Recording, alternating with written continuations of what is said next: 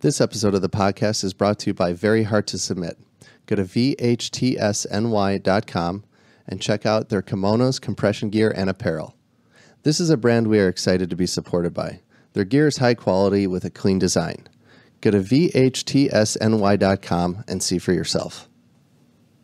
Hey everyone, welcome to another episode of Grappler Union podcast. Javier Palomo alongside Anthony Zito. Our guest today is Simon Park. Simon is a coach at Fit to Defend and a black belt under the legendary Chris Haueter. Enjoy. It ain't the 6 minutes. It's what happens in that 6 minutes. You told me, using any technique that works, never to limit myself to one style. Keep an open mind. When I hit you to take part, for him to take over. In order to become more peaceful, in order for you to become better and strategize your life. All right, we're live. Back on air. Simon Park, the most hated man in jiu-jitsu, in the studio. What? No, I like Simon, so he can't be the most hated man. No, I like him too. All right, thank you. Yes. Welcome. How's it going, man? Doing well. I think the last time I heard your voice, it was at my Fight to Win match. Oh, wow. Oh, yeah. We're going to bring that out. I mean, he was commentating, and he was doing such a great job, except for the fact that he said that, Zito's very comfortable in leg lock positions.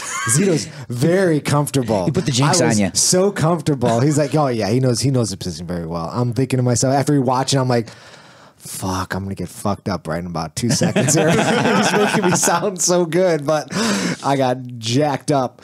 But I appreciate the nice compliments. I mean, it happens. So. Pull it right up to you. Oh, my bad. Yeah, when it comes to competition and stuff, it happens. It's because you're totally in a different mindset. Everyone's watching. Yeah, for sure. But it was a fun experience. Hey, everyone gets caught. And I'm back on the mats. That's fantastic. I think the last time we recorded this podcast, you were still out. I got November 1st was I got back on the mat, so a couple weeks now. Okay, and the ribs holding up so far. Funny story. Gosh. So it's my first day back. First day. I taught the beginners class, and I'm like, all right, I'm staying for advanced class with Mineko, and I'm gonna do some technique and see how I feel for rolling.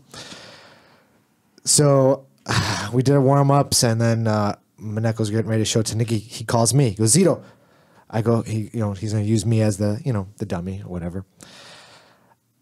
First technique he shows, knee on belly. I'm like, are you fucking kidding me? Of course, right? And I'm like, all right, okay. So he's doing his thing. He goes over. So he shows the first technique. We work it. Everything's good. Shows another technique based off knee on belly. We work it. Then he shows another technique where he's crushing me from the top.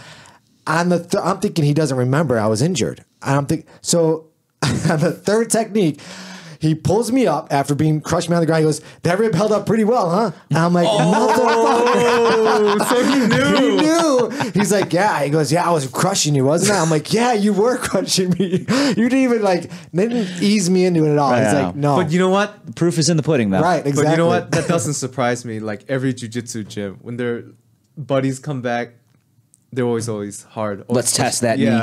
Speaking of, how is your knee? My knee's getting better. Not sure if it's a torn meniscus or just a really bad bone sprain. So okay. So I don't recall if you've told me. What'd you do to yourself? So Gabe had at the grappling program. Nobody knows who that is. Let's use his full name. Scott Gave. There we go. All right, from Fit to Defend. The head instructor and owner, Which is your home gym, which, by the way, I've been there twice recently. Beautiful new facility. If you haven't checked it out, definitely do yourself that favor. I get out there. Yeah. I'll be making my way around to all the gyms that I've been missing out on since I've been you've been injured. You should do the Mark Vivas charity event. The charity, I think for like 12 days. Yeah, 12 seminars, 12 different locations, I believe. Did you see that? I did see something. I didn't. Didn't know what it was exactly. So I know. He's gonna be in Orland Park. I saw. It's like 12 days, 12 straight days at different places. He's doing. Oh, okay, yeah. So it's I think I don't want to say if I'm wrong, and then people might get hurt. We but have the internet. We can confirm. Yeah, I think someone in his family has like cancer, and it's like Okay. a charity event That's for fantastic. to raise that's money. Not fantastic. Someone has any kind of Yeah. I knew what you life-threatening meant. disease, Yeah. but it's good that he's doing something. Yeah, like that. so That's nice. yeah, it is nice. So I want to try to go as much as I can with my bum knee. It's like trying to learn from him. So he's a good teacher. Yeah, I mean, he's excellent. 12 days of charity, and this is starting when? So the first seminar on the schedule, here's the actual seminar schedule here, is going to be Monday, the 10th of December, and that's going to be over at Crossover BJJ in Wauwatosa. And then Roll is that Roll Wednesday, Academy? Yeah, and okay. just go down the list. So you can check it out at Mark Vivas' Instagram. I think he's got it shared out on the New Breed page and everything. Okay. And he's doing this as a part of the Tap Cancer Out Yeah. Oh, that's charity. cool. Oh, okay. Yeah. Then, yeah. So yeah, don't know all the fine details of that. Like I said, So is got it the like list of 12 dates. consecutive days? It's like No, well, they're right in a row, but it's not like it's the not 10th No, through the he's 22nd? he's doing like Monday all the way to well, Sunday. Hold on. So 10th, 12th, 14th, and then Oh, I'm sorry, 10th. Sorry, I'm reading this wrong. 10th, 11th, 12th, 13th, 14th, 15th. 16th. Yeah, wow. Oh, it's the okay. 22nd, right? Yeah, all the way up to the 21st. So yes, it is Okay. day after day after day. Yeah. You're Fantastic. correct. Yeah, he's busy. He's Yeah. So, man, let me see that. Can I see that real I would quick, huh? gladly claim to be the busiest guy in grappling if Yeah. it wasn't for the Yeah. fact I know Mark Vivas. Make it look like I got no hustle at all, man. It's like every time I look on Facebook, it's either Vivas at a tournament Oh, he's going to be at our school. There Yeah. you go. Or- Wednesday, 12/19. Okay. or fantastic. Javier at another combat wrestling tournament or Checking in at some school. or another gym training. And I'm just like, oh my goodness. Man, I don't never stop training, man. Your profile picture and how you look now totally fooled me. Oh, Because with the no shave. right. like, yeah. really- Yeah, you ever going to go get rid of the beard? No, Like- don't do it. I mean, I trim it down Yeah, I periodically. know you do that, but yeah, going back to that picture you have like on your profile. I mean, if there was a reason for it, I would I was gonna trim it down and cut it for Halloween, and then I didn't wind up putting together the costume. So I'm okay. like, okay, well, there's Then no don't do reason. that, To, right. Yeah, there's no reason to. Every once in a while, I do trim it a lot shorter. Yeah. And yeah, but like the only time I really cut it off is when I'm like trimming it up and shaving and I make a mistake. Right. And it's like, oh, well, this is all got to go now. Yeah. Start from scratch. So, but yeah, like my wife actually doesn't like she doesn't mind the beard. Mm-hmm. She likes the mustache, and I think she outright hates my face without the mustache. Like it's got to be there. So, Like when I first met you, you're like, I'm Javier. And I was like, oh, are you sure? Because I know the guy with clean shaven baby Right. face. yeah, no. Me and Eric talked about that, like how it fools everyone. I can't imagine you and Eric conspiring behind my back, Mm-hmm. most likely. Yeah, so the way I hurt my knee was I brought up Eric, and that's what makes you think of it. yeah, like heel hooks. Suspicious. All I think about heel hooks. So the event that Grappling Pro, the Amber, Grappling Games Pro. yeah, Okay. and then Amber was, I think she's the one that was setting up all the fights, and then I think we had like 5 of our teammates. We're all in. Yeah, Yeah. So it was Scott Giller, Lauren Kucera, Blake Classman, Scott Gave, and then John Pontarelli. Right. Okay. So all 5. So I was getting Scott Gave ready. I think it was like 2 weeks out, and then we're going hard. I mean, we're having this fantastic roll. I mean, we're flowing but going aggressive, but we were scrambling, moving. I mean, it was one of those rolls where you like Feels so good. yeah, it feels great. I mean, I can't believe it's awesome, right? Right. And then he was passing or something, and then I extended my leg really too fast, too hard. I never do that in jiu-jitsu anyway, someone passing my guard, like just extending my leg. Right. I think I extended too fast, too hard, and my knee on the left side just goes pop. Oh. Yeah, and then I just like, oh. And then Scott's like, I didn't do anything. I didn't. He goes, what did I do? I mean, because it was hurting. I mean, I couldn't straighten out my leg.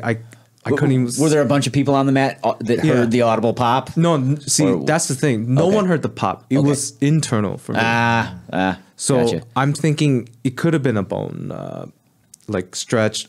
I'm really hoping it wasn't a meniscus. Right. But when it's swollen like that, it wasn't even. Based on this conversation, I'm going to assume you have not been to a doctor yet. Right. No, I went to the doctor. I went to the ER that night. Okay. I really couldn't walk. Like it hurt that So much. what they say? They took an X-ray. They took an X-ray. They said none of my bones are broken or chipped or anything. So they Right, so said they'd have to schedule an MRI. MRI, right? So they were like, it's not. You can tell inside was swollen, but my knee wasn't swollen. Okay. Where like if you really tore something, your knee will blow up, right? But mine didn't blow up. Mine was just.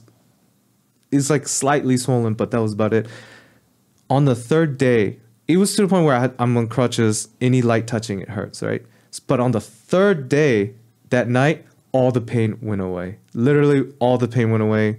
I could bend my knees and everything. But if I play like Z-guard or Anything that puts that. knee, then I can feel the sharpness, and I was like, all right, I really need to take it easy. So I've Is been the inner or outer side of the knee? Is the inner? outer. Okay. So Where is it located? Like, is it here? Point on the doll where he touched you. all right, let me pull up my skinny jeans. Yeah. Yeah, you people at home are very fortunate you can't see this. All right, so right here, inside, Inside there. Huh? Mm-hmm. right there. So We're all gonna go and pretend like we're doctors and that we know what we're talking about. Yeah, you know, comparing Bro science. jiu-jitsu Yeah, injuries. yeah, for sure. Massive bro science going there. So but yeah, I mean, we saw you just now. You're walking around fine at the moment. So this is only an occasional impingement in training. yeah, at this so point. I could. So right now, I'm just doing the physical therapy and everything. MRI, I'm gonna do it next year, Okay. and then I mean, next year is rapidly approaching. yeah. So that's why. No, it's just because my company's health insurance. The way the insurance, I knew it was going to be an insurance issue as soon as you said that. because they're like the deductible is gonna restart over. Right. Yeah. So it's like, why pay it now and then repay another deductible? So I was just Right. like, but all doctors are like, you should take a few months off. I said I can go back to training. He goes, why you even come here? I mean, my doctor pretty much knows at this point too. It's like, you know, I'm if I'm injured and I come to him and it's not super serious, he's not even going to waste his time trying to warn me. Yeah, he knows by now. Yeah, Like, so you're not going to listen anyhow. I have to say this. But I'll tell you what, you know, the 2 months I had to take off was a good thing though. I'm not. It was sucked. Trust it was the worst 2 months. I'm not going to lie. I hated being around you when Yeah. you were so miserable. But my body really needed to recover. Yeah, no, it's good to have some time off and recover. Says, Even those little nagging injuries I had, you know, all went away. And that what bothers me the most. the nagging injuries? No, when you don't have a nagging injury. Oh, when you're like, I feel too good? Yeah, I Is was that like, what you're saying? it's like nothing hurts. Something's gonna happen. because you live with the pain all through your life, and then suddenly you're like, oh, something's wrong. What's wrong? Yeah. What's wrong with me that I don't feel broken? Right. Yeah. I can kind of relate to that. So my knees, it's holding up, but I started doing light rolling. I rolled with, so I'm doing mostly like transitions, and I mean, I'll tell my training partner, just go hard, just don't go for heel hooks, please, because we all go for heel hooks in the gis. Right. All right. Savages. So Though I hear that could be making a comeback. There's rumors. I don't know how much rumors, I believe them. IBJJF rumors. There's rumors. I heard it from a very reliable source. 5th-degree black belt said to us at a seminar that while he was teaching us heel hooks in the gi, said that IBJJF is making that rule. Gordon Ryan For coming black in the belts gi. only, right? Black belt only heel hooks. You know what? This is what I heard. I can Hey, message. I don't know. I'll message someone in California. I mean, He's from California. yeah. Oh shit! Yeah, I mean, it's serious. I don't know, man. Freaked Mineko out though. I'm Mineko. I'm very interested. Was You know, like, wait, what? Should I- You have my attention, sir. Should I text Chris Haueter right now? Yeah, go ahead. Yeah, Yeah, if he's got, definitely. there's a guy we should probably talk about. But yeah, like I mean, obviously not so far this year. So if he's talking No, it's about it, probably he's got to be something- talking about he's gotta be a something- rules change for I next would year. assume But I feel so. like this would have lit the internet on fire by now. Unless he's, you know, Or they're just waiting. Maybe they're waiting. Yeah. Could be. He's just in so talks, we're maybe. dropping the greatest bomb of all time on the Grappler Union podcast. Pretty much. The biggest change to black belt competition. Yeah. Pretty much in the history of the IBJJF. Right. Yeah. Wow. We just did it. Right, or Fuck we're it. wrong, and we're secretly getting trolled by 50 degree troll from California. Exactly. he just wanted to just make Mineko mad. I don't know, but he seemed very serious when he said it. Very serious while he was showing us heel hooks. Right now he's at home. He's gonna be listening to this episode. He's like, oh, I fell for it. Hook, line, and sinker. He trolled the He's shit out of laughing us. right now while he's eating his acai bowl. Yeah, well, like I said, I was definitely interested in what that development is. Yeah, so am I. Because that's a whole That's a game game changer. changer. Gordon Oh my- Ryan coming in. Right, yeah, yeah. like Right Gordon away. Ryan coming in the gi, and now heel hooks are legal. Everybody's fucked, I mean, he's claiming everyone's fucked anyhow. regardless. So. Yes. Except with Pena.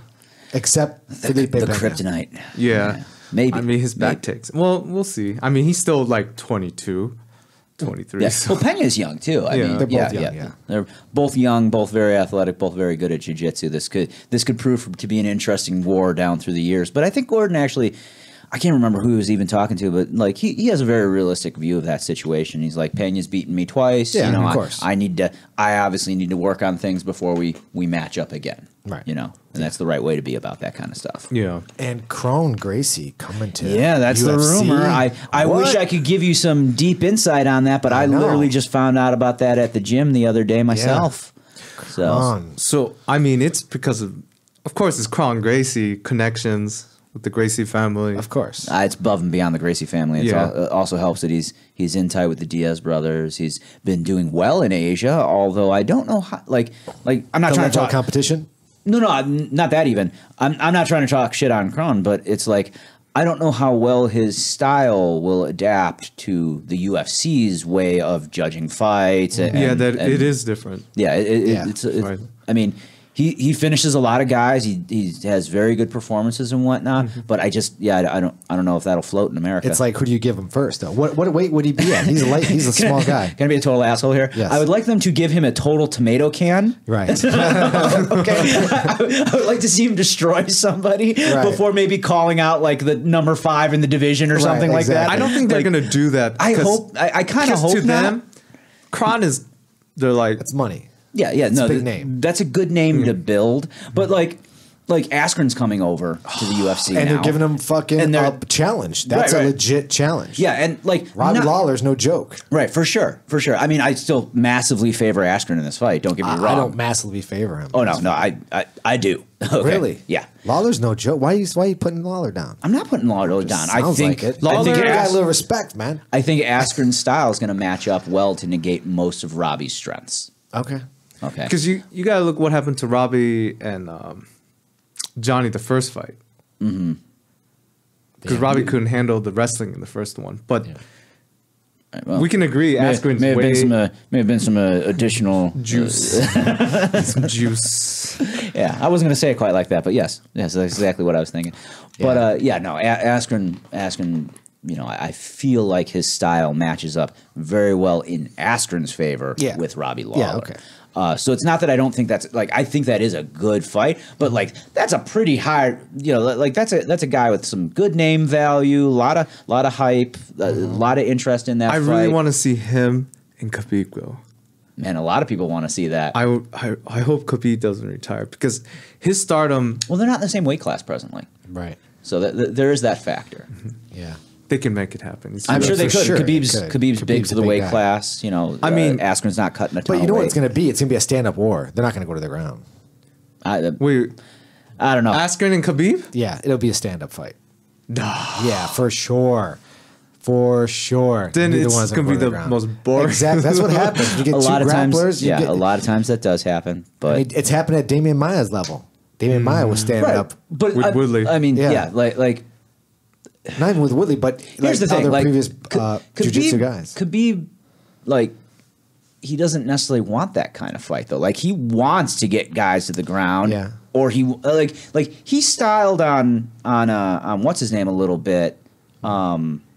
I shouldn't say styled on, but like he was messing around a bit with Al, with yeah. Raging Al. L.I. Quinta. Yeah. And they were begging him in the corner, like, no, go back to what do they call it? Father plan. You know, where they're just like, you know, put him on the fence, wrestle him down. You know, and like in that instance, he's like, no, I don't know whether it was I don't respect this guy or I want to do what I've been working on or whatnot. You know, he seemed to feel confident that he could take that fight, win it when he needed to. Okay, and it was bad. Wanted to work his boxing there.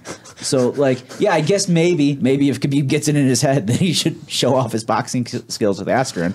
But I think if he's like seriously like in a situation where he's like, oh shit, I'm losing, you know, I think either of them We'll take it. would be like, fuck it, we're going down and see where this goes. Khabib's stand up is better than Askren's. I will see him this coming Saturday, and I will let him know that you said that. If I can make miracles, it will happen. He's got his own podcast. It's fucking amazing. I don't know if you guys ever listened to it. Oh, dude, it's so motivational. Yeah, just get him on this podcast. Well, I'll see what I can do. I'll see what because I've never heard of this podcast. What? I've never heard of it. Dude, it's really good. It's because you don't like wrestling. That's probably why. He talks a lot about jiu-jitsu as well. He does. I mean, he talks a fair amount of shit on jiu-jitsu as well. But yeah, like Askren comes through, you know, a much more professional path to grappling success than most of us do. So it was actually I don't know if you know. Oh God, I can't believe I'm going to be the one that brings it up. But him and John Danaher just co-taught a seminar in New York together. Okay. Like yeah, I was like, man, I ain't flying to New York, but that's got to be a fascinating and interesting seminar to go to. So at the end, and some of these clips are up on like Flow or on YouTube and whatnot. But at the end, like they did a joint Q&A, and it was so weird to me seeing how many things they saw like perfectly eye to eye on. I bet. Yeah. So yeah, it's fast. A lot of great things coming to the UFC. Okay, going back to Kron, what weight class is he at? Is he a 135er? I'm not sure. Yeah, I'm not 100% sure either. Google. But you know what? I'm thinking how Kron. It's funny. Like Kron, suddenly there's like talks about him coming to UFC, and then Nick Diaz coming back. Yeah, I'm not surprised. Yeah, Nick. Yeah, been what 3-4 years now that he's been laid off? So Nick is finally coming back. Well, they don't know who his opponent is. I mean, these are talks. So you know how UFC and Dana is. Right. Like, this could all have changed by the time this actually releases on Tuesday. So I think he was like, "You bring in Kron, I'll go fight." I think that's probably how Kron got in. That's interesting. Who would Nick fight? Yeah, he's Woodley right away. Kron's 145. He's 145. Yeah. That's interesting. Ooh, 145. He has a lot of great matches. But who's going to fight at 145? Especially if, what's his name, beats, who's the Hawaiian kid? Max Holloway? Max Holloway. Oh, okay, yeah. Oh my gosh. I would love to... Aren't they both... Brian Ortega? They're friends, aren't they? Wouldn't you assume that? Wait, Cronin and Brian Ortega? I don't know if they are or not. I mean, they train under Henner.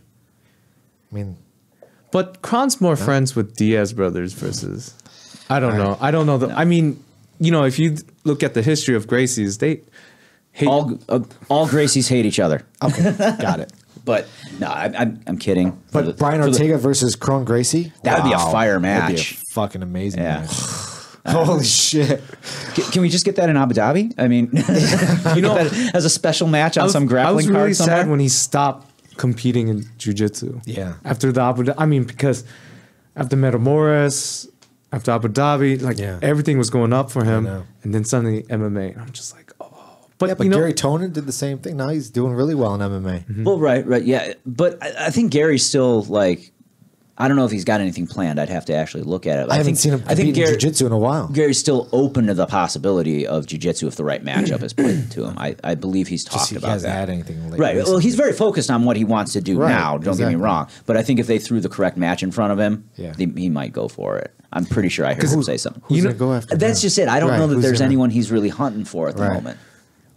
Though him and Kron had that great fucking match. That's what we're talking about. We're all waiting for that Kron versus rematch. Gary Tonin MMA match. Well, MMA. Gary's in ONE FC right now. Needs a little. I mean, been doing well, but needs a little bit more seasoning.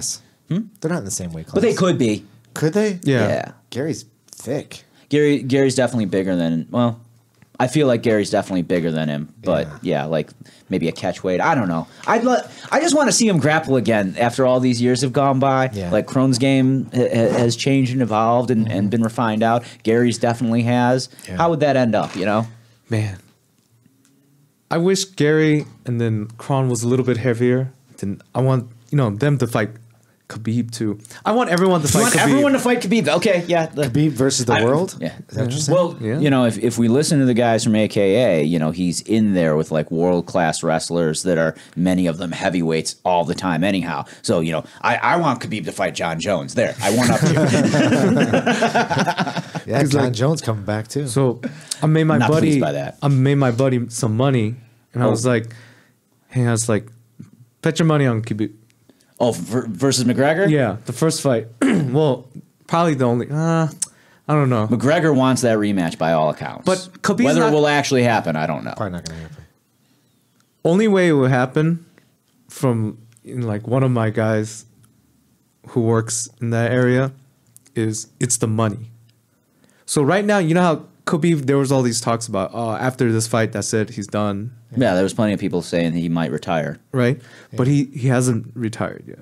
Right?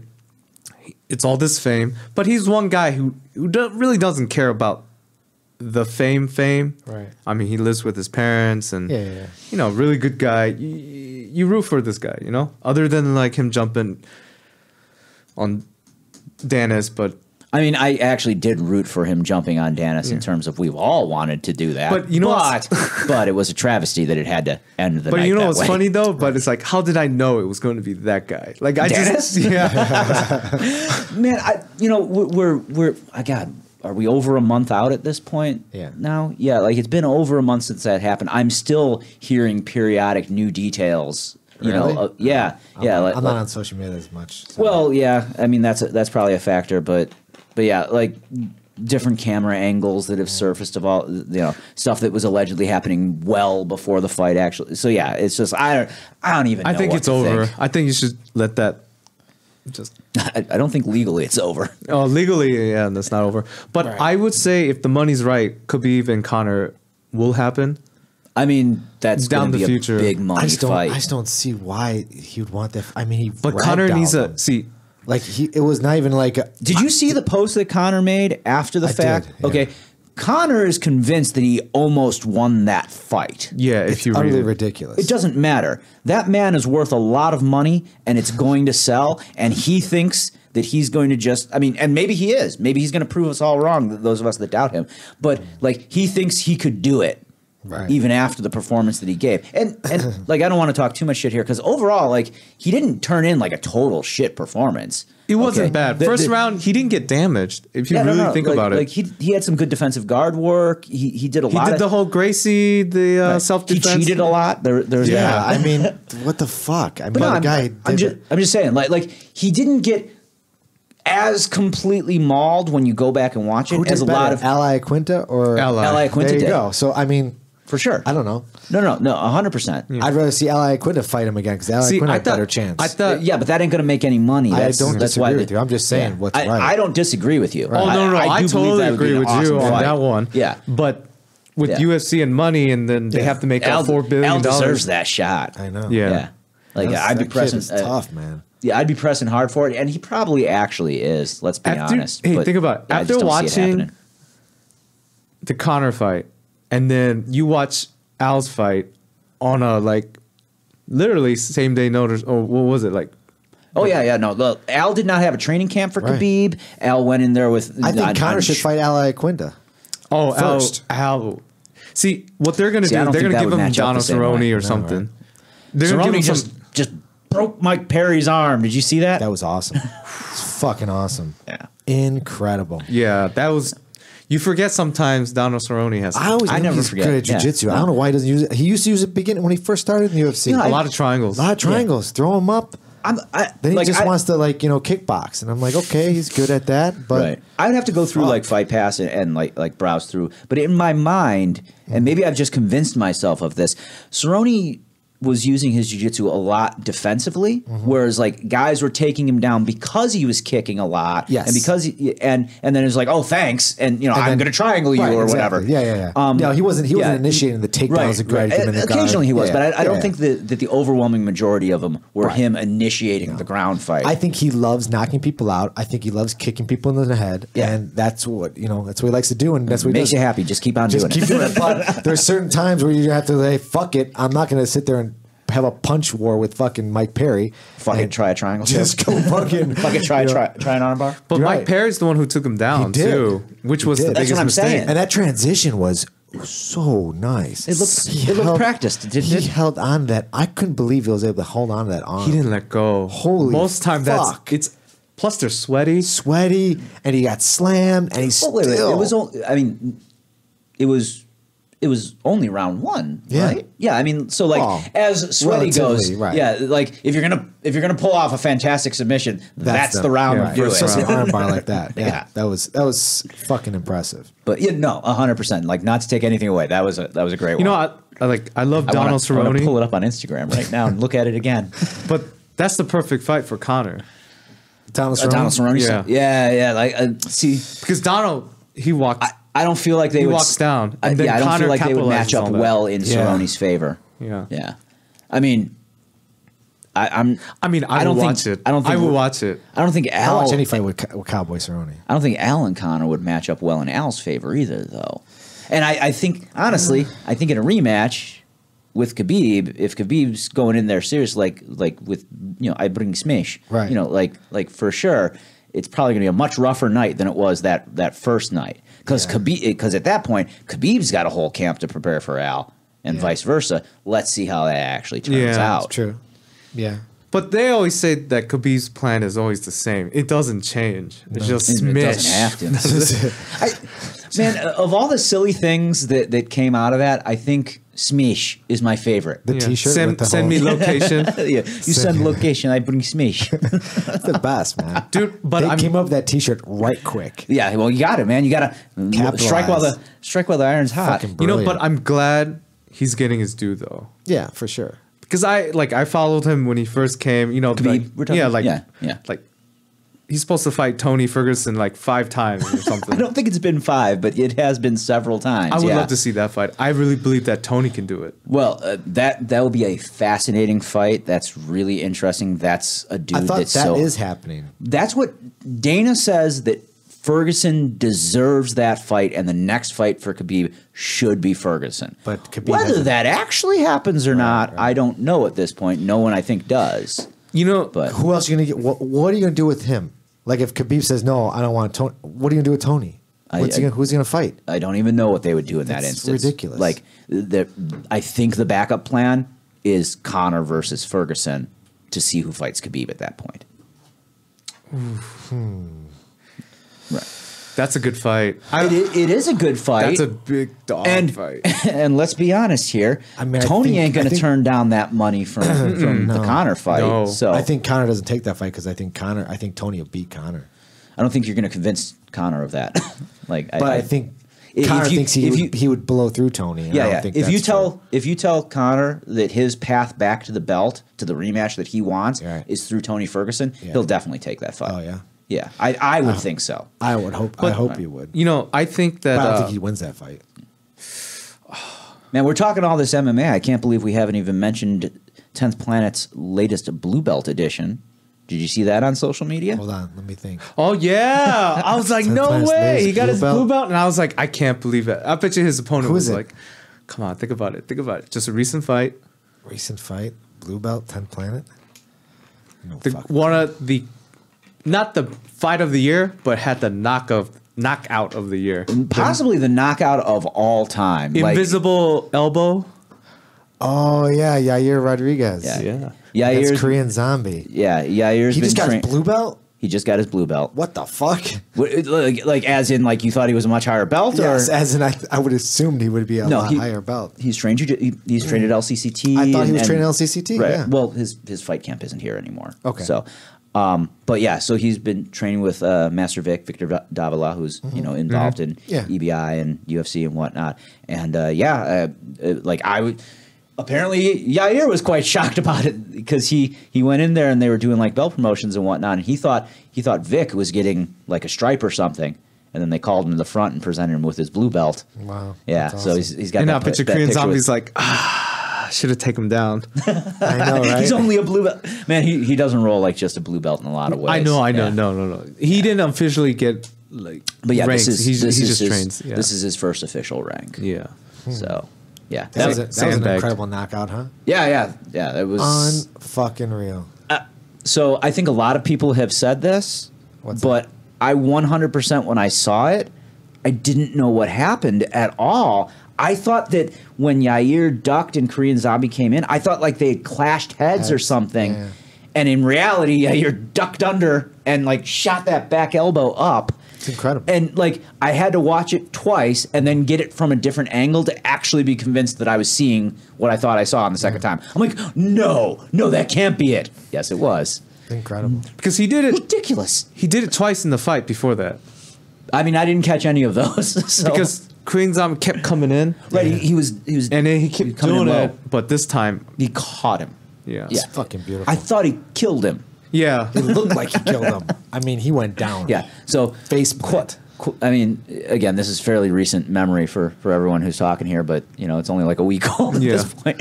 But yeah, like we're talking about like one of the most obscure techniques to get a just knock 'em dead knockout, literally in the last second of the 5th round. 4 minutes 59 seconds. I know. Fucking stuff of legend. I can't believe it. I don't think he could believe it. That was a total, like you said, like he was trying it. He's apparently practiced that move, which is a crazy thing to think about. But you know, Hey, fucking use it, man. Yeah. It fucking works. yeah. Why not? Last Fucking- second. Meanwhile, I'm over here like, oh yeah, I think I could do like a jab cross roundhouse kick combo. When I saw that, it was a great fight. I mean, I'm rooting for Korean Zombie. Why is that? What? What? Why would you be rooting for? No. Listen, I know a lot of people. I know a lot of people. Some of whom have, maybe not trained with, but have in the past favored Yair because he's such an exciting fighter. Who are like, man, I got money on Korean Zombie on this one. He's the more seasoned, more practiced. been out guy. for a little while. He has. So that was he in the definitely a army or concern for something? people. He was in the army. Right. He came back, knocked out like a really tough guy. I mean, just knocked him out. And then he had knee surgery for about a good year. Okay. Yeah. So. Yeah, you had a rough last fight, right? Yeah. Well, yeah. I mean, like. It's Frankie Edgar. What are you going to do? I know. I'm just. Had he asked me, I would have been like, "How about we don't take that fight?" Right. But No, yeah, really? certainly nobody was asking me. Yeah, that was. I predicted that was going to be a rough one. I didn't think it was going to be quite as rough as it was, though. If I'm being honest. Frank Edgar, man. Yeah. There's a beast right there. That tells you how good Brian Ortega is. Brian Ortega's no fucking joke. I'm Well, excited definitely for not. that. Definitely not. So excited. I just love hope the it- amount of hope it MMA happens. math we're doing here. I hope it happens. I hope it. Because Brian was calling out. Not Brian was calling out, but there were talks where Brian Ortega and if he wins or something, like they're trying to set up Brian Ortega and like Khabib. What? Yeah, I don't know. I was like, but they're Wow. two totally different weight classes, and then Well, 45 to 55 is not that big of a jump. But if Khabib goes to 170, then it'd be weird. I don't know. I mean, they're both. I literally don't know what's Aren't they going still, on. Aren't they doing a 165? I thought that's coming We're losing down. my favorite division, and that's all that really matters to me. 125. Disgusting. Okay, so explain that one. Why I have no explanation. Why are they? I understand why they're getting rid of 125. That makes sense. Sure. But why are they fighting at 125 to get rid of that division? Why doesn't he just bump up to 135? Oh, You're talking about just to clarify, you're talking about Henry Cejudo versus TJ Dillashaw. Yes, at 125. Right. For the what's for the point? for the 125 title, because then Dillashaw, Ends when up they with kill it. the division, if He's the he last wins champ. it, he's the last champ. He seals the division, and he's a 2-division champion. He can say that now too. and then If Henry doesn't take it, okay, then we just kill the division with Henry as the champion, and then we move Henry up to 135. He has to and we fight ha- again. And we have no longer a championship match, but now he goes and gets the rematch against for the champion for at the 135. championship. Okay, so that Okay, makes so I sense. think now. that's the overall that's logical. logic of why Yeah. they're doing that, but it still breaks my fucking heart that they're killing the division. I don't know why. I mean, I know. without. I mean, know I don't why, but- think Henry Cejudo's I don't think he destroyed. What's his name? Demetrius. I don't think it was like a. No, it wasn't. It wasn't like he destroyed. I don't know No, why he won on the cards. He won on the cards, and it wasn't like a. Oh my god, he just beat the shit. He was just like, it was okay fight. Well, I think DJ had an off night, and I don't even think he had that off of a night in the grand scheme of things. Like that was a really tight fight that tight. Yeah, that I could honestly see somebody arguing it both ways. I agree. but it's sad. I mean, I'm happy that he's going to one championship. I think he will be very well taken care of in Asia. I think they have a better appreciation for the lighter weight fighters and his super technical and exciting style That's of what I fighting. miss. He's so fucking good. I'm not going to miss it at all because I'm going to watch every fucking fight that he's in. Because it's free. But I'm gonna. There is that bonus. What's the talent level out at ONE FC? Well, every time I watch, Overall, not as good as I would like. Right. but there's some getting exciting better. fights. Is there? Yeah. Yeah. I mean, if he's just gonna steamroll through the people, it's gonna be. Come He's on. been steamrolling through the UFC. Yeah, for that years is That's why I now. want to see him stay. I want to see him go against TJ Dillashaw. That's really I know you wanted to wanted see that. I fight. mean, I didn't. I did never not know. want that, but I did want the Henry rematch, and it did not go the way I Henry rematch wanted. would have been And good. now I would have liked to get my trilogy fight that I apparently will never have, Right. or Hey, maybe not never, but But you'll never know. what? Because if they start doing trades, right? Yeah, Yeah, this is interesting in that Right? regard. that's true. That means Bellator would be like, hey, Hey, right here, baby. right? So that means they can have like Bellator like champion. So let's say DC beats Lesnar. Everyone's gonna see this. Let's say DC beats Lesnar. Sure, And then sure. they get the fight, right? He beats him, right? Fedor happens to win. Let's say. yeah. Heavyweight versus heavyweight, Bellator versus UFC. Yeah. Is that what you're saying? yeah. Would you not want to watch Fuck that? yeah. Here's the thing. Here's the thing. One, I would love to see that Yeah. as a fan of both Fedor and DC. Okay, I love both their styles. I that'd would be amazing. love for them to get that payday. But there's a world of difference between like doing a talent trade with two guys who aren't exactly like the most over guys ever, okay, and having the two heavyweight champions of the respective companies fight it out. Doesn't boxing do that? They do, but like that's well established in their, that's a thing that they've been doing for years. So I mean, I don't see why Yeah, UFC and I mean, Bellator Dana- and ONE FC couldn't start that trend. My thought process, I think what probably is the UFC thought process behind that is if Fedor were to beat DC, Yeah. let's say that happens. Right. Now we're saying Bellator is better than the UFC. Their fighter is better than their champion is better than so like But I don't see him. Mm. we don't want to like the UFC thinks of themselves as the pinnacle of the sport. like the IBJJF. Well, like the, yeah. Right. Exactly. They're going to charge me to compete at the UFC. No, look, so yeah, they think of themselves as the pinnacle of that sport. Right. So acknowledging a champion versus champion fight and it doesn't go their way is like saying, "Oh, Bellator's on our level." Right. Okay, so like that could be an issue if you're still in that mentality. If you're looking at it like there's a Bellator league and a UFC league and they're going to compete against each other, like then that's a different thing. Like and maybe they're getting to that point, but I don't think they are yet. But I can see DC beating Fedor now. Fedor of now. You okay? Yeah, I mean, I'm not even saying I don't know, man. Fedor's a scary fucking dude. I mean, Fedor. Last couple in fights- addition to having some interesting skills, also has like some. I don't want to say it like this, but like some remarkable luck too. Like that mirror knockout. That mirror knockout. Yeah, that was crazy. Like, did you? I mean, we watched saw that it, shit yeah. live, but like I went back and watched it, and I'm like, that's crazy. I know. That shouldn't have worked at all. I know. yeah. I think, yeah, DC would definitely. but I would love to see that. I do. Yeah. No. Just think about the promotion. Just Yeah. just But it definitely feels like pure fan fiction. Like Yeah. I don't feel like we're close. I mean, again, a talent trade like what happened between Askren and DJ. I could see that happening again with the UFC maybe, but I don't see that. I don't think we're close to champion versus champion interpromotional deals. so What's going on excited. with that Michael Venom Page in Bellator? dude, he knocked out this dude. Like broke his jaw in like 3 different places. Did Is this you? recent?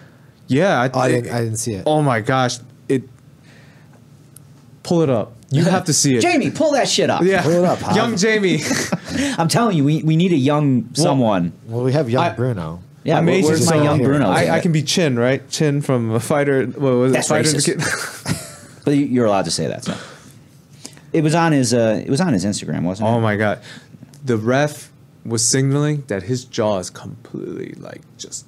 Come on. Yeah, What weight class is Michael Venom Page? I couldn't watch it, Is he man. 170 or 185? I don't know. He's gonna look it up, but that's one dude I wish could fight in the UFC. Yeah. Get that guy in the UFC. Fuck. You know, Bellator's not gonna let him go. No, probably not. They're paying him too much money for him to go. Well, that is a factor too. Like Bellator is apparently hooking up those fighters quite well. There's a lot of ex-UFC guys that have gone over and like, yeah, no, this is the real deal. So But I just want to know this was what- fairly recent, and I'm not seeing it on here. Hold on, is this it? It's gruesome. That one? No, that's Cyborg when he crushed his skull. So he's No, it's not. Is it? 185. Well, he says weight's 187 is what he walks around. Oh yeah. I'm sorry, that is the Cyborg fight shit.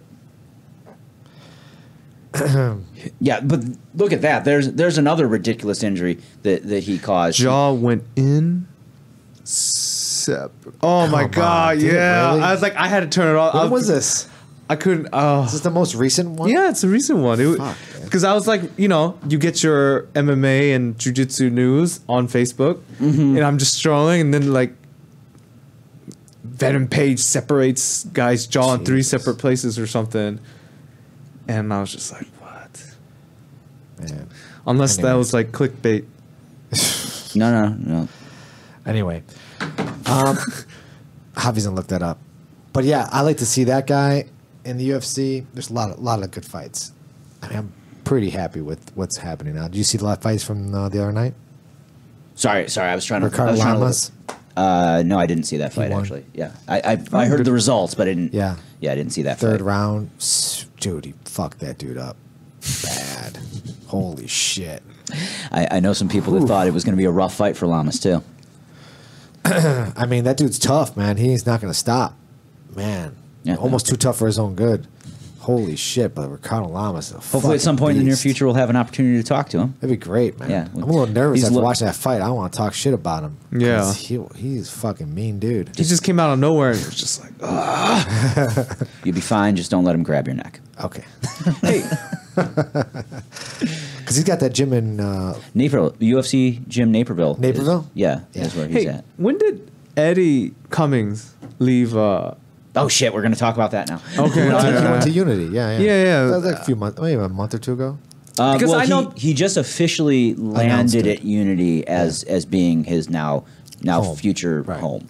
Yeah, because I know they had been feuds for a while before that. Yeah, he's been out of the Blue Basement for over a year now. Yeah, so because I'm always whenever they're posting whatever, I'm always that one dude that goes, You creeping? yeah, like, hey, when are you guys gonna do the what is it, the quintet 5 with the Oh, with all Henzo oh, guys? dude, you have no idea how much I troll him, and then like Gordon Ryan, like, how's your Jeep?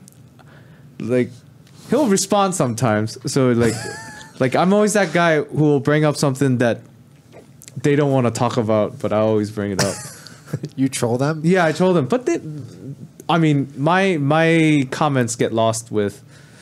And they deal with a lot of trolls. Yeah, but you are probably on kill list 5 somewhere. Yeah, like 300 messages. Mine's gone, but they're probably like screenshot, and they're like, you Right. know what, this guy's next. It's like when I find out who this guy is in real life. What do you have like a hidden handle or like No, he doesn't. No. I just, Simon Park? Yeah, just say Simon Park. this is where I live. Well, I mean, your Instagram isn't Simon. It isn't like at Simon Park. It's Simon _ wasn't it like Corilla? Or yeah, something? Corilla. Yeah, that's yeah. Yeah, Simon. Better get that right by the end of the podcast here, so we can let people know where they can find you and your sharp commentary. You know that day when we were doing Fight to Win commentary, and I wanted to be like loose, kind of like just talk, Just Yeah. just like, BS. As just you be should. Right. You're yeah, right. Right. But I was doing it with Blake that time. Are you saying Blake sort of steered things in a No. different direction? Well, it's not that. So I wanted a match. I wanted the flow, right? Yeah. So him and I did not flow really well. I did my whole research. Like I made like I looked up everyone's medal count. Oh wow. I looked up like championships, what gym, you know, get the proper internet yeah. creeping. Got Only it. 20 people probably watch. You know what I'm saying? Because they're waiting for like the main events and stuff. But he was like so formal, so like being professional. I mean, Yeah. he was On point, right? on point, like yeah. putting on sponsors, saying everything, and I just like I'm like, oh man, that Kumara was tight, right? Man, I feel bad. Like, I watched it live, so the only matches I've seen were the ones I had to miss because I had to go to work. So, like, I didn't get any of your commentary from the matches that I was there, and I only got commentary from, like, a couple of the black belt matches at the end of the night. So now I'm going to have to go back and watch that whole event Yeah, to hear this fantastic commentary. It got to a point where Blake was just on fire. He's just like spitting out like Yeah. these, you know, techniques and everything, and all you hear me in the back going, remember when Flow Grappling was doing the top 5 submissions Top 5 something best submissions to fight to win that. Yeah. but it was like for Chicago event. All you hear me is going, oh, yeah, and then Blake goes, thank you for, you know, like little Thank you things. for that riveting commentary. You know, so I was just like, No, I mean, hey, listen, you probably did a better job of it than I would. You know, I'd just be sitting there the whole time like, oh, this is great. So, because I'm more like, let's just chit chat, Right. just break loose, talk about the fight, and talk about other stuff. Just have fun, you know, Right, just Have a ball with it. yeah, you know. But like, So you're saying like let's relate this to like UFC commentators. What is Blake's style like? Is he like? Are you saying he's like the Anik or and you're like more of the Rogan? no. Is he more of the Rogan with that sharp technical commentary? Oh, we don't even know. Without the you know how like Joe gets so excited. So you get the portion of Joe. Yeah, and he gets all the best sides of Joe. Oh man. So I mean, there's points where like I'll try to argue with him, right? Because you know he's a brown belt, Yeah. and Oh, you're like, shut the fuck up, brown belt. You don't know what you're talking about. you know, but that I mean, commentary was he's right, world though. champ, so so I have like my buddy Jake Sorensen, and he can see the other camera angle, but and then we'll troll that guy. We're like, oh, we don't even know what it is. We can't see the angle, and he's like messaging us what it is, but we read it, but we totally just. Completely ignore it. No, we're completely saying a different submission. On purpose. So Jacob's over here and he's like, yeah, he's got him in a Kimura, and you're like, well, we have the off angle. It's probably a triangle. Yeah, and he's going nuts. He goes, you guys suck. But with Blake, so there's one where it was like a black belt. It was he had like a triangle, tight end triangle, right? But the way he's doing his defense, it looked tight, but I could tell he's gonna get out. Right. Okay. So Blake is saying like, oh, you know, it's tight, it's done, it's over, right? So I was like, it could go any way, but to me, I was like, I think he can escape. So I was like, you know what? Let me just argue with him online. You know, it's just no one's really listening, right? So I was like, you know what? No, he's gonna get out. There's no way. There's a match where the guy is in the triangle for like 6 minutes, and you just That sounds terrible. Yeah, and he finally gets out. He does. So you were right. Yeah, but I didn't want to be like, that's why I'm a black belt. But you just did it now. Yeah, now for, I did. And for sure, Blake is listening. #1 fan of the show. Right. Yeah, So he now knows. Blake is like now like getting ready to just tear me up in the gym. now. Probably. Yeah. Yeah. He's like, yeah, I'm gonna fuck up your other knee now too. It's like, which one was it? All right. But you should listen to the kids' matches when we first did it. Okay, I'll go back. Oh my gosh, we're like, look at these kids. Oh my goodness, the technical skills. Look at that beautiful knee slide. Oh, we were like just like it was like the Mundials. We're commenting on. Man, those kids, it may as well be the Mundials. They were really good, actually. I think after like the 5th one, we're just like, oh man, yeah, that's pretty good. It's a dope armbar, bro. But there's a rule of Kurt Osiander rule. The Kurt Osiander. Yeah. Enlighten me to what For the fight Kurt to win. Osiander rule Yeah, is. so- I actually know this, but I don't remember if Seth shared it out on the podcast. So it wasn't Seth or Missy telling us. It was one of the sound guys, the guys who work the cameras, the speakers, and everything. Mm-hmm. And he goes, "We have a little rule in your profanity and what you talk about. It's Kurt." He's the Kurt rule, you know. And then he goes, "Have you listened to the one he did, you know, recently?" Right. Like, yeah, and they're like, "Don't do any of that. No racism." You can swear, right? You can swear and stuff, but they try to keep it kid friendly. I mean, I believe the way it went was Kurt was on mic, and they're like, "We have to have this guy to calm down." Mm-hmm. And somebody came over and was like, "Listen, we need you to swear less. We need you to cut out the racist jokes, and we need you to not make any drug references." And Kurt's like, "Listen, man, I can lose one of those, but not all three." pick one.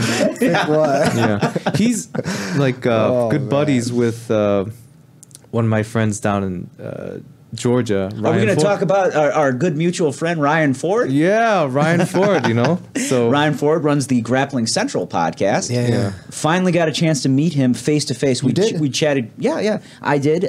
We've chatted quite a bit online, and I really love the guy. Really love his show. But finally, Combat Wrestling Worlds in St. Louis. He was there. He actually recorded everything, so he's doing the commentary of all the matches, and he's going to do the video editing and produce the World Championship video. Cool. How was he in person? Nice. Just Everything you hoped he would be? Yeah, and absolutely more? yeah, everything. He's Nice. real chill Yeah, that guy. real he had awesome a dude. real rough patch in his life, but you know everyone's like that. You know, It's cool. yeah. Yeah, no, he's talked about that on the podcast too. Yeah. Like Yeah. I don't want to put words in his mouth because I don't think I don't recall him actually saying it quite like that. But he's very much like one of those jiu-jitsu saved my life kind of guys, where it's like, you know, this was a very positive influence. Mm-hmm. You know, had like pretty severe ADD. Has had some problems with, you know, just running with the wrong crowd. And through jiu-jitsu, he got his life together. He's got this great show that's doing great numbers on iTunes and everything. You know, he's literally traveling around at this point, going to all these events and making great connections. He's moving to Sao Paulo with his Brazilian wife to, you know, like this is taking his life in a totally different direction. So That's good, man. That's good. Yeah. That's awesome. But yeah, God, have we done a podcast since I got back from St. Louis? No, we have not. Okay, so the listening audience Okay, so probably it was doesn't me. know. Okay, so it wasn't me. Then I go, oh man, like, is there some missing? We've had a bit of a so we recorded some. We've recorded some before. Yeah. And we released them. because we had some in the can, knowing that with the holidays coming up, with championships coming up, we'd have some. But we did also miss a couple of episodes in there, unfortunately, due to scheduling issues. Yeah, I had some issues come up with work, so I had to miss out, and it just, you know, and whatever. So let's catch people up because I love talking about myself. So Combat Wrestling World Championships, went down there, won my second World Championship. Awesome. So that was cool. Got to meet Ryan Ford. Got to see some other local talent perform very, very well. So Matt Paul, Danny Rodriguez. Nice. Yeah, both of them did I'd fantastic. like to get him on the podcast. We're working Matt on it. Paul. We're working That'd on be it. good. Danny, if you're listening, shout out. You know, we're definitely try to make that happen. He's been in the game for a long time. He's a Danny? brown belt world champion. He's under Mark Turner. Turner's actually going to be at his school soon, doing like a little seminar. But unfortunately, like He's a black belt now, right? sorry, just gloss over that. Just got his black belt. Right. No big deal. Yeah, no, Right. NBD. But yeah, so Turner's going to go down there and do a seminar. But his school is in like LaSalle, Illinois, which is not close. No, it's not. Yeah, it's like I don't know, like an hour and a half, hour and 40, something like that. Yeah.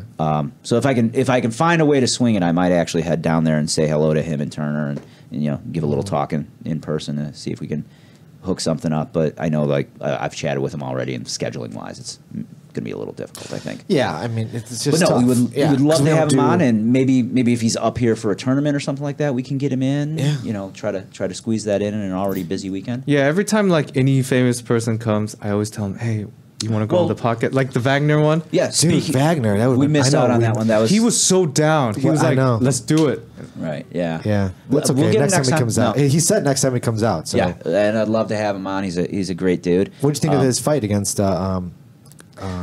Canuto? Canuto 2.0. Yeah, You know what? If he wasn't stuck on the IBJJF, I don't know. There's arguments on that, but we're talking about the Kasai. If some people Kasai don't Pro, know. Right. yes. So,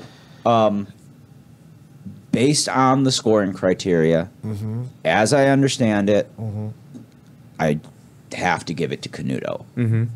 Barely, Barely. by like a razor's At edge. the end there, he had his back, right? He did, but he didn't have both hooks in, and They don't count They that. don't I have. know. Yeah, so it's like But man, I mean, out of all the no. Out of all the situations, that was The dire. moment. That Yeah. was dire. Yeah, no, And for sure. Canuto For got sure. it. I was like if I was Canuto, I'd be like, yeah, I wouldn't be proud. I wouldn't be very like, I wouldn't be doing. yeah, I wouldn't be doing that. Yeah, and I was Exactly. just like, yeah, that was a little much. let's bear in mind, I do like Canuto's style a lot. I don't Oh, care how young no. Canuto Yeah. is. I thought he was older. Oh, no. He's a young kid. No. like Fuck. Leo. What was it, Leo Vieira or something? When you found out he's like in his 20s, you're like, what? He looks like he's in his 40s. But anyhow, yeah. So like, I like Wagner. I've trained with him. I thought it was a great match, but based on my understanding of how they score points there, and like I'm like, well, shit, Right. I would have gave it to Wagner, but I would have. I mean, I wanted to. I I would've wanted gave it to. to him. I would've But gave it to him just also. like I wouldn't be able to give that to him as a ref in the IBJJF based on the scoring criteria. He didn't hold Mount long enough to Right. get points from Mount. Right. And he had the body triangle instead of both hooks. So it's like, yeah, you were absolutely dominating that fight at the end in a way that I can't give you points for. Right. What about the Grippo versus Meow? Man, that was a The most awkward. yeah, that was a situation. that was just a straight up weird fucking what match. the fuck was that? And that was also like another one that you were like, not to talk why is shit. anyone celebrating? right. Yeah. It's unreal. Like And that's not to talk shit, okay, but I was really, really, really looking forward to having JC in that John Calistine, having John Calistine in that tournament. He pulled out with an injury. His back's all fucked up. I was really upset about that. Yeah, I mean, I was looking forward to it, and yet at the same time, it's like, oh man, like in my mind, the guys that are going to end up in the final were going to be. It was probably going to be John, Ethan, Gianni, Paulo. Like those were the guys I was predicting, and I'm like, it's Kasai. This kind of favors the guys that are really, really good at points. If you can't finish these guys, you better be able to rack up some points because Meow. yeah, like Yeah, it's a Meow brother, So yeah, like it minus John, obviously, it actually kind of panned out the way I was predicting it would. I didn't, Frankie Rosenthal, I didn't think was, he's a good finisher. If he can finish a guy, He's been coming up. yeah, he has, but yeah, like I don't feel like his game is adapted well to that particular style. Like he'd be better in an EBI format than a Kasai where it's like almost anything goes, but we're also scoring points. right. So yeah, Yeah, that was definitely an awkward position. I didn't understand why they just didn't fucking separate it at some point. it was let's just so bizarre. fucking, and then to give them the point for I don't know, it's just. I watched that match at Portillo's. Did you? Yeah. So, sorry, jumping back to that. Also, an update. So, we just had Ryan Quinn out for a seminar. He was. Yeah. We tried to get him on the podcast. That was That's when I had to unfortunate cancel. timing issues. But yeah. So I picked up Ryan and I'm like, hey, what you want to do? Is like, let's go do something and watch Kasai because you've got teammates in it, and I'm super excited to watch this event. And so we You should have brought him here. well, that was the That original was the plan. original plan. But I got called into work. Right. So. But anyhow, so yeah, we went to like the nearest Portillo's to his hotel, and we just sat there watching on phones the whole nice. time. Nice. So yeah, He seemed like a fun guy, huh? we had a blast, yeah, man. I'm kind of upset. I Yeah. missed that. I heard podcast. I couldn't go to his seminar. I mean, if Oh it's yeah, all you had the best excuse out of anyone. yeah, though. like my legs, I was like, nah, I can't even drill those leg locks. But Right. Well, you had two excuses though, actually, because it was both a leg lock seminar with Simon having a messed up knee currently, and also wasn't that your kid's birthday? oh yeah, that's That was right. the same yeah, exact day. that's right. It's like I can't get out of this one. I want to. She won't remember it anyway. But you know, but my wife, Your wife will remember it for yeah, her. you know, she's How like, old is your daughter? I'm sorry. she turned 5. Okay. Yeah. Yeah. Well, that's just getting to that age where Maybe you can border- scar them. So Yeah. yeah, be careful. Be careful. She'll be judging you for the rest of your life if you miss You out know, on like that. funny story with Wagner when he came here. So, you know, it was that open mat where the Friday and then there's the seminar, right? Right. That was to be honest. That's where I saw you. That would have been one of your favorite seminars of all time because of Which that one? format. So Wagner was getting ready for EBI. I can't remember the number behind it, but for an EBI, But he was getting ready. I was getting ready for Combat Wrestling Worlds in Japan. He was Okay. fired that day. Yeah. So, what happened was we brought him up. Chris brought him up to his school, Kumagang. KMAA. I always mess that up. Yeah. So KMAA Kumagang. up in Mundaline, which is a taekwondo school that also they teach a variety of martial arts, Yeah. primarily focused around taekwondo, and then they're also a Redsvik affiliate for their jiu-jitsu. Okay. Okay. So he brought Wagner up there, but before that, Wagner came in town earlier, and we did like an open mat at Deerfield, and we called out like a bunch of the Redsvik killers, and Osher came out from New Breed, and you know like to get him like good work, so because he was still in his weight cut and whatnot. Sweat. Oh shit. But yeah, so Did you roll with him? I did. How did you do? I'm not talking about that on air What the fuck not? because I will. Nobody wants. Yeah, please, Simon. How Nobody many wants times those you details. tap him? No. What? leg What the locks. fuck? Don't Why even you be leg like locking? Grappling. Javier, combat Javier. wrestling champ. guys causing troubles here. Leg locking fucking Wagner. No, over he here. murdered me. the What are you fuck? talking about? So like when There's we a were reason they rolling, invite him to all these championships. What are you talking about, guys? So we're trying rolling, to talk some right? shit. Yeah. You're rolling with him also. yeah. So the way Wagner rolls with new people is different from people he knows. Okay.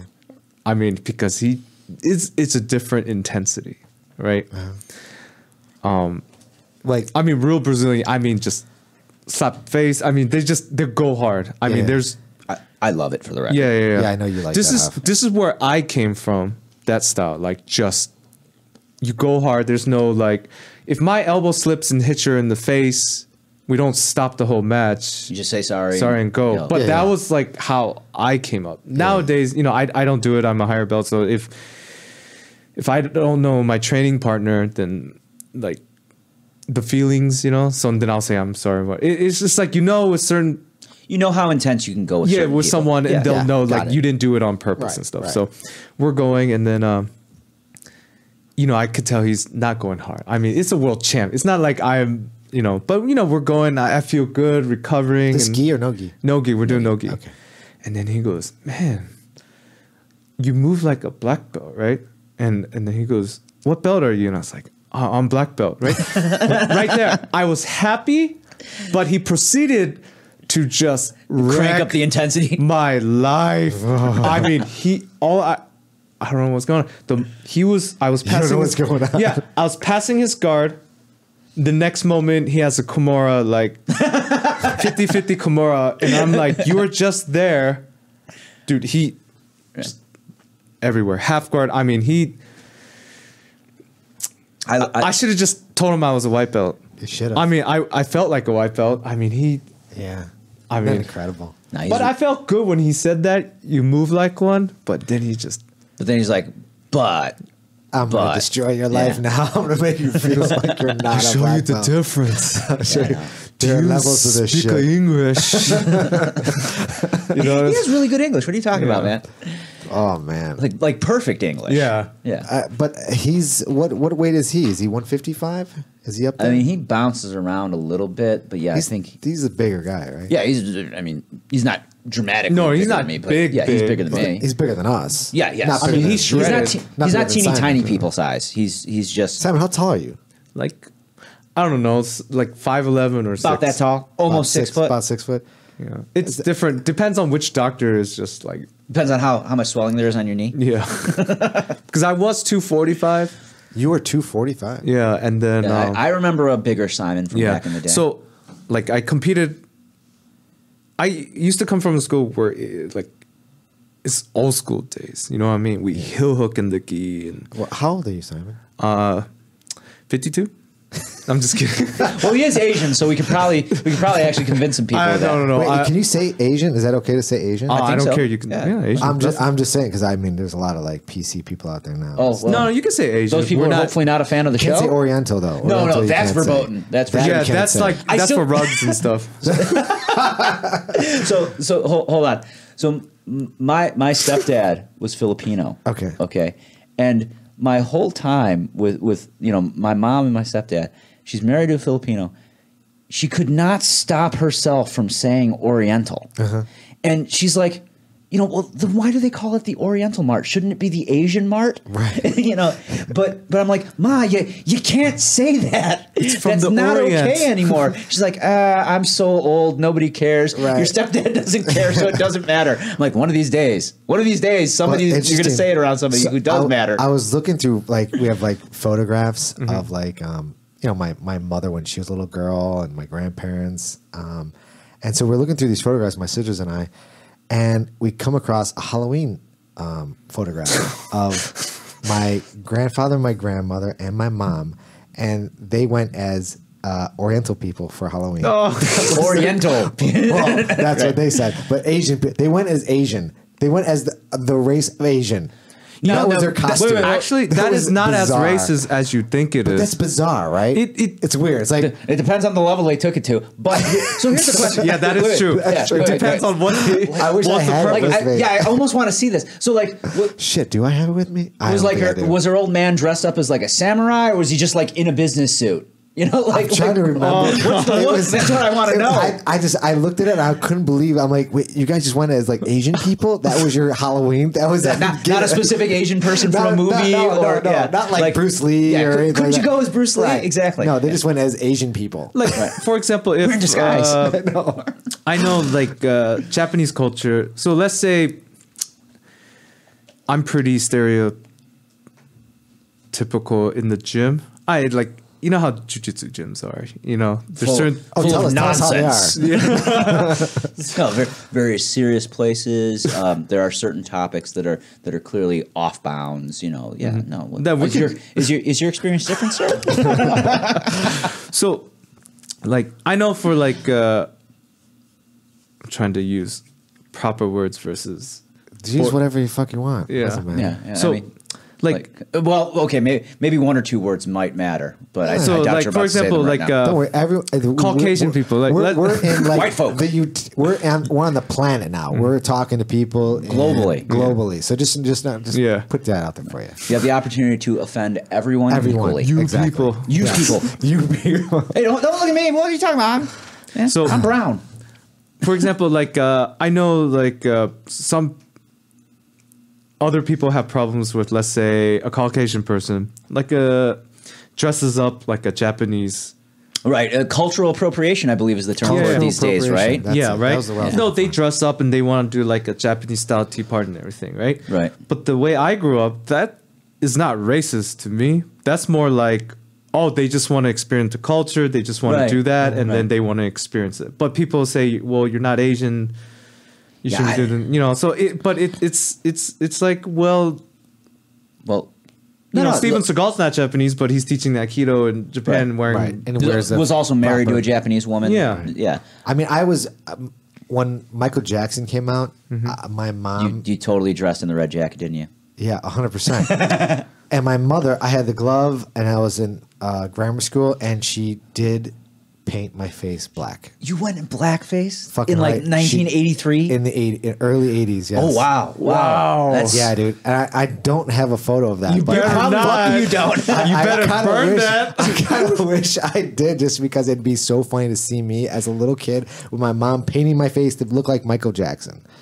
What the fuck? But you know what? But She what's wasn't so- being racist though. Your nose is probably about as big as Michael Jackson's was back but then. you know anyhow. what's so interesting is that Back there was a movie in the 80s, and I don't know if everyone remembers this movie. I totally know what movie you're about to talk about. Soul Man. Soul Man, yeah. Oh, 100%. Do you remember this movie? You And how can't come watch. no one talks about this fucking movie, but that movie, the fucking guy was being Listen, black in the movie. Hold on. You can't watch The Longest Yard with Burt Reynolds right now. But no one's talking about Soul Man. Hold on. I'm bringing it back. You bringing back Soul? We're Soul going to Man. remake Soul Man? They're gonna remake What Soul kind Man. of connections do you I have, don't know, sir? man. I'm thinking about it though. Well, no one said anything about. Starring Robert Downey Jr. Yeah. oh, Thunder. Tropic Thunder. That Tropic was- Thunder. Yeah. Yeah. That was great. That's great. Nobody was offended by that one. Everyone loved that. It's fucking But hilarious. because they But he all was an got the actor joke. playing. He was an actor playing an actor playing a role. Yeah. I'm a dude disguised as a dude playing another dude. So I mean, fucking funny. that movie was. It was done right. It was done. It, right. it was done right. It was And done in the Remember- most do you remember magnificently Soul Man? ridiculous Do you pop. remember that movie? I don't remember it because it's such a long time. Because you can't watch it. Those movies these days. I mean, I don't.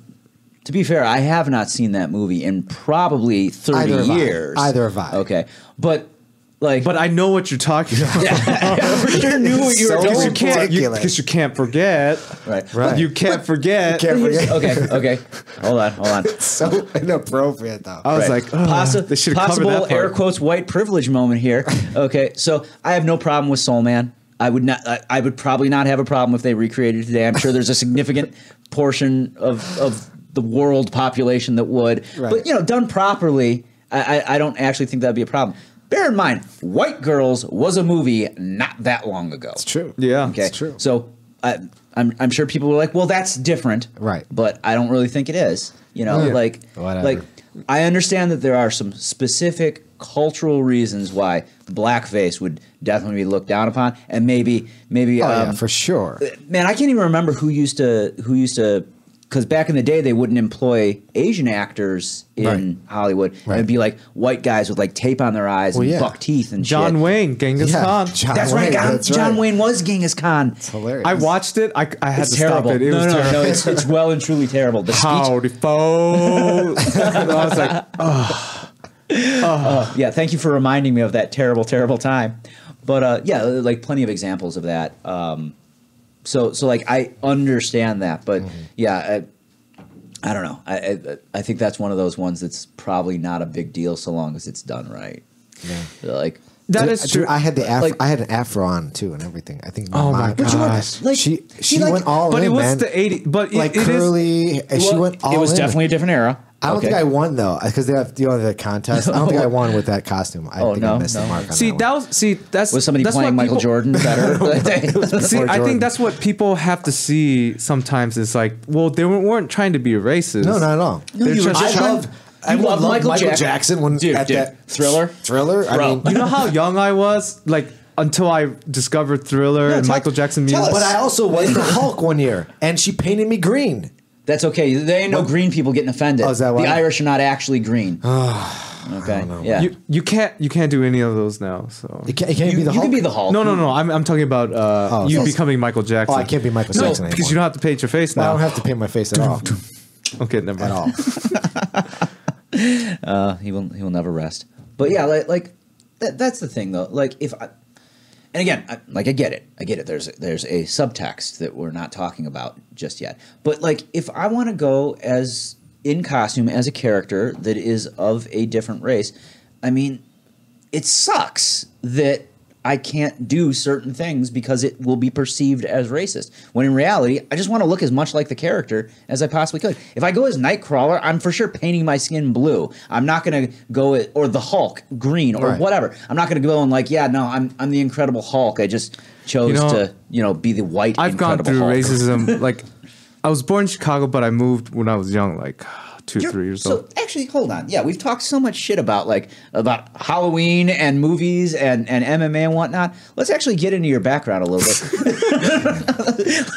let's do that part where we actually introduce you to the listening audience. So yeah, you're from here originally, but you met Ryan Ford down in Georgia. right? Yeah, which so- is crazy because he's from here too originally. Yeah, so he has family probably like a few hours away from here. Okay. So- Yeah. And They're in the area. So, you know, growing up in Georgia, I mean, it's Different experience, Yeah, sir? you want to talk about racism? I mean, Well, perhaps we don't, but Yeah. go there anyhow. well, you know, I mean, my buddy lives in North Carolina. He's Filipino, and he's the darkest guy in North Carolina. All of North Carolina or just his Where county? he lives, he's like, they think I'm like. He would call me. He's like, dude, they think I'm black. He goes, he's Filipino. He's actually half Filipino. He's the dark half Filipino. The dark half Filipino. And he's like, dude, they think I'm black here. He goes, I'm the darkest guy out here.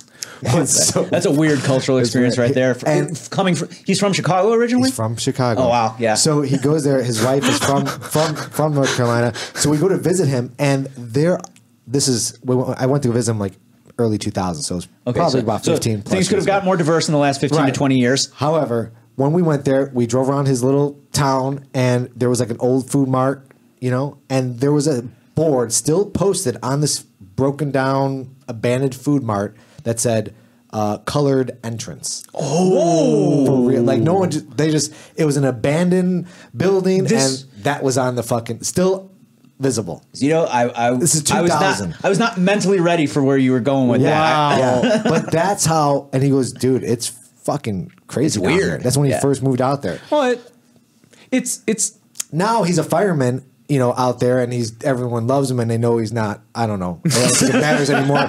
But they think they all he's figured a it out. good one. He can speak English. He's a good one.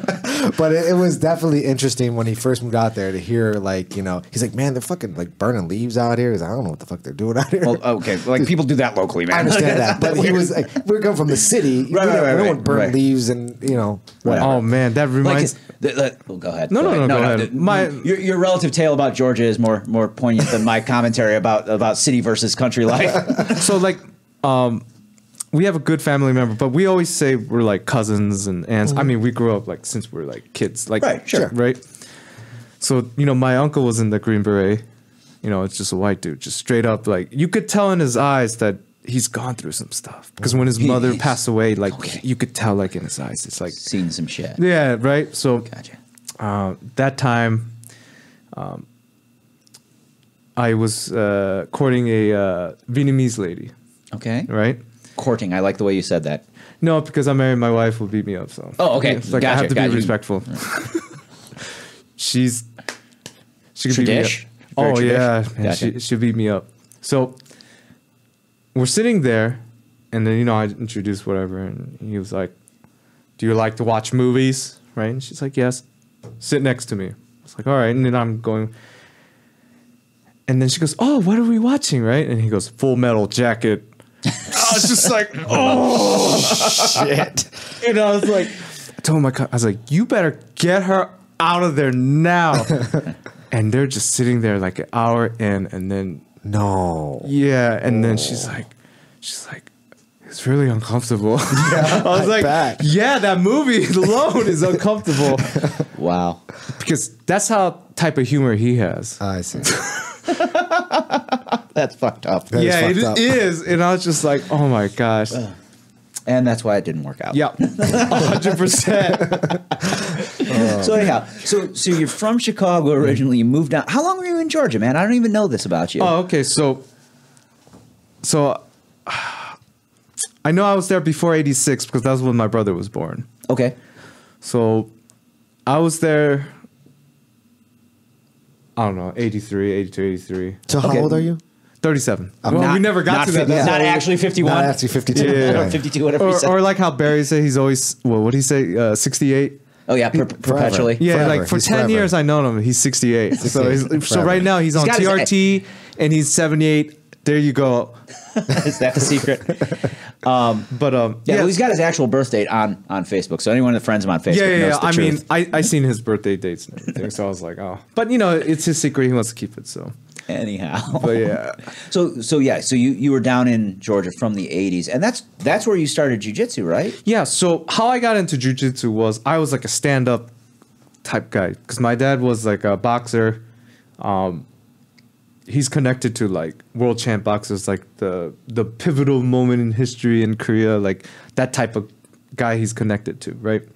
So my whole life was all about like martial arts, but my dad didn't want me to do any martial arts because it reminds him of his poor days where they struggled. So they had to fight to make money. So it reminds him like you don't need to fight anymore. Right. We've made it. You don't have to fight because but I did was all like, the work. boy, I want to, Right. But so, you do your TKD, Tangsudo, your boxing. You know what? You saw the movie The Best of the Best. Yeah, of course. I'm all in. Listen. I'm pretty sure almost No all retreat, the kids. no surrender. Yeah. Oh, that's an excellent. Yes. Yeah. Almost all the kids that grew up in the era that we did have probably seen that movie. But for sure, if you're Korean, For sure. yeah, Yes. all my Korean friends have seen that. So movie. like later when I took jiu-jitsu, my dad told me he did judo too, and I was just like, well, why didn't you teach me any of that? Right. So he's like, it's too dangerous. I was like, well, I wanted It'd be really to learn. useful now. Yeah. So I would say I started taking that in college, like my second or third year in college. Okay. Right. So how'd you get interested? Oh, in it? just one. I got into a fight, and this guy just smashed me. Right. You And- bring smish. Yeah, just we're stand up fight. We're going, like we're just going whatever, and then takes me down, Kimura's me from the mount. I have no idea what's going on. You got Kimura in a street fight? Not Kimura, Americana. No, it was Even so. no, it was in a ring. Oh, It was one of those. Sorry. It wasn't like a professional. It wasn't like even an amateur. Was it a smoker? It was kind of like a smoker fight. Okay. Yeah, This is early days MMA. Yeah. Okay. Yeah, right. It's just whatever. So, like, a lot of my guys didn't even know I was doing it. It's just I did it for a hobby because a lot of people knew I did TKD and stand ups like that, but they didn't know like to the extent of how much I did it. It's like. So I went to do that, and then I'm doing this. He drops down. It's like, oh, I can just knee him here. And the next moment, all I know is like I feel my head just from top to bottom, and then my arm is just like bending and it hurts, and I tap. I was like, what is that? He goes, it's jujitsu. I said, jujitsu what? Like, is that like a type of kata? Like, what are you talking about? Right? He's like, jujitsu, man. Check it out. When we go on Netscape to search. Oh, really bringing us back here? Yeah, Wow. Memories. AOL Netscape 3P, Navigator. Yeah. Wow. Were you on dial-up at the time? Oh yeah, Has to everyone. be. Yeah, Netscape, probably. yeah. So, and then, my buddy was always telling me to do jiu-jitsu. He was making fun of me doing TKD and other stand-up. And then you got your ass kicked by jiu-jitsu, so that's going to double so that. But I was like, let's roll a little bit. Well, at that time I didn't say roll. Let's grab Spar. or something. You probably said spar. And he just manhandled me. Like, he wasn't even sweating. I was dripping. And I was like, I'm sold. Right? So I go there, and then So was this just a program that they had at the college, or did you actually go to a no. school, I found a school that had it. Okay. Right? And, In Georgia. In Georgia. He was with connected with Aleo Gracie Academy. I mean, he was tight. So Nice. the school owner is Eddie Camden. Right? So, and he was a brown belt that time, and then which was like, my understanding was like And this is like what, mid-90s? 2001. Oh, 2001. okay. Like when I met him, 2002 or I can't remember. Like Early everyone 2000s. remembers their first class in jiu-jitsu. I don't. After having 2 kids, I do not remember anything what I did last week. So I go there, and I remember he's so professional. He has like 500 students, like around that time too. I mean, this guy knows what he's doing. Right. Best person to learn from, right? So we're sitting there, and he's like, tell me all the martial arts. Just tell him, like, I'm proud, right? To him, he's like, okay, sure.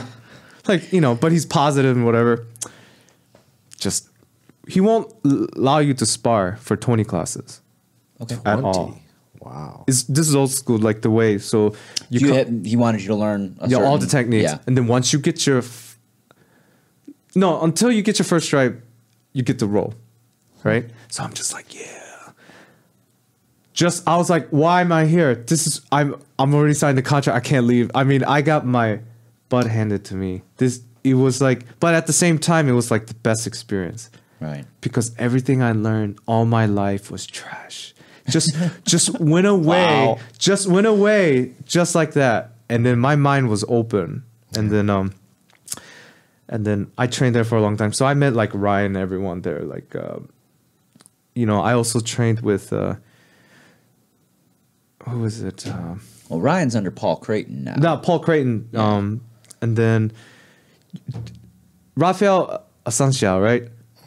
Okay. Very cool dude. I didn't talk to him too much because I was training with after the Gracie Academy School, the Tiger Academy, right? Okay. They were in Alpharetta.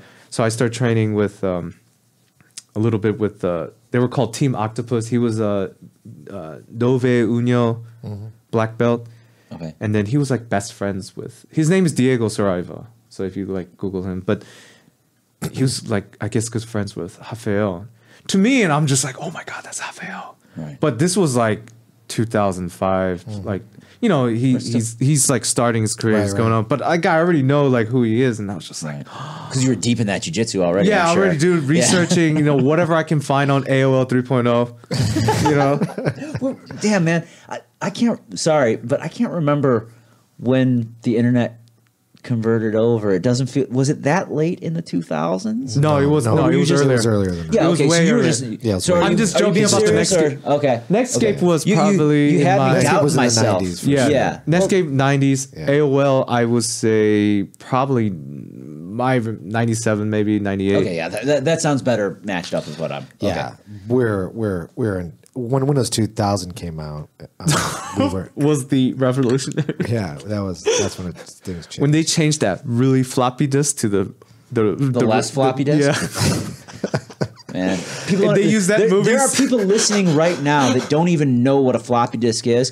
It's the save button. Yeah, buddy of mine cracked that joke the other day. They're like, I showed that to my kids. They're like, oh, hey, it's a save button. A save? The save icon on a Windows computer Oh, is that's a what they floppy call disk. it. Yeah, but they- nobody, they- it's the but save nobody nowadays knows what a Knows what floppy that disk even looks means. like. Oh, So they just think of it as the save clever. icon. Like roll up the windows. So I'm training there, and then like I don't really talk about why I left Tiger Academy. That's So then cool. don't talk about it. Yeah, No, you- I can say it. I Okay, mean, then talk about it. Yeah, up to you whether you want Well, to. I mean, like no one ever knew why I left. Okay, well, only they know like now. really close. Will Grappler they know Union now? exclusive. Yeah, Let's it's go. no, it's not. It's Let's not hear it. especially. No, it's just I had someone screw me over when when you date someone and they take all your money and Oh. all your credit score, right? So Oh. that Yeah, time, I've had that situation happen. yeah. to me. So I fortunately have not. so I was so embarrassed, right? Yeah. That happened, Yeah. right? I couldn't show my face, Wow. like. But my mistake was they were like family. So that's the thing. We were gotten so close, but I just went poof. Right. Disappeared, trained somewhere else. I'm gone. Because I was Was she training there as well? No, Was no, it- no, no, no, Oh, no, okay. no. So that wasn't the factor. No, at that all. wasn't. Okay. So sorry. it's just so like people don't know. Like my wife and I, we have separate accounts. Because of that bad experience. She had the same experience. Oh wow. Oh, that's a Right? strange thing to bond That's- over. So it was the weirdest thing.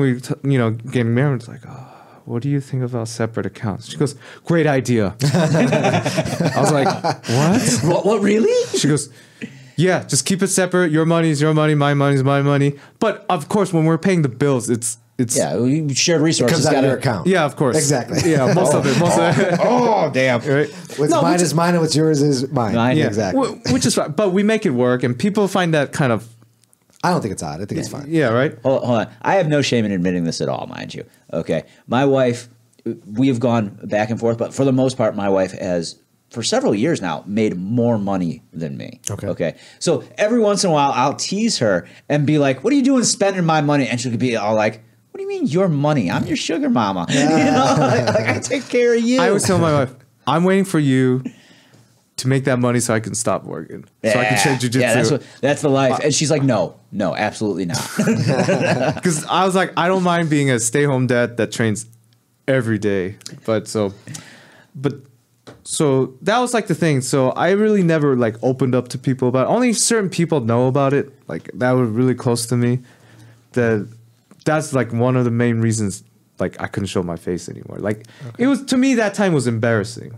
Right. Because like, how could I just fall to that? Right. And then, dude, my credit score was like 400 and something. I mean, it was You were horrible. trashed. Sucks. Yeah, I was trashed, and it got to a point where I was just like, couldn't see them, face them, you know, like how could you suddenly become like this? You know, it's like going to see your family and they see disappointment. Right. I mean, a girl did this to me. Like I was dating a girl.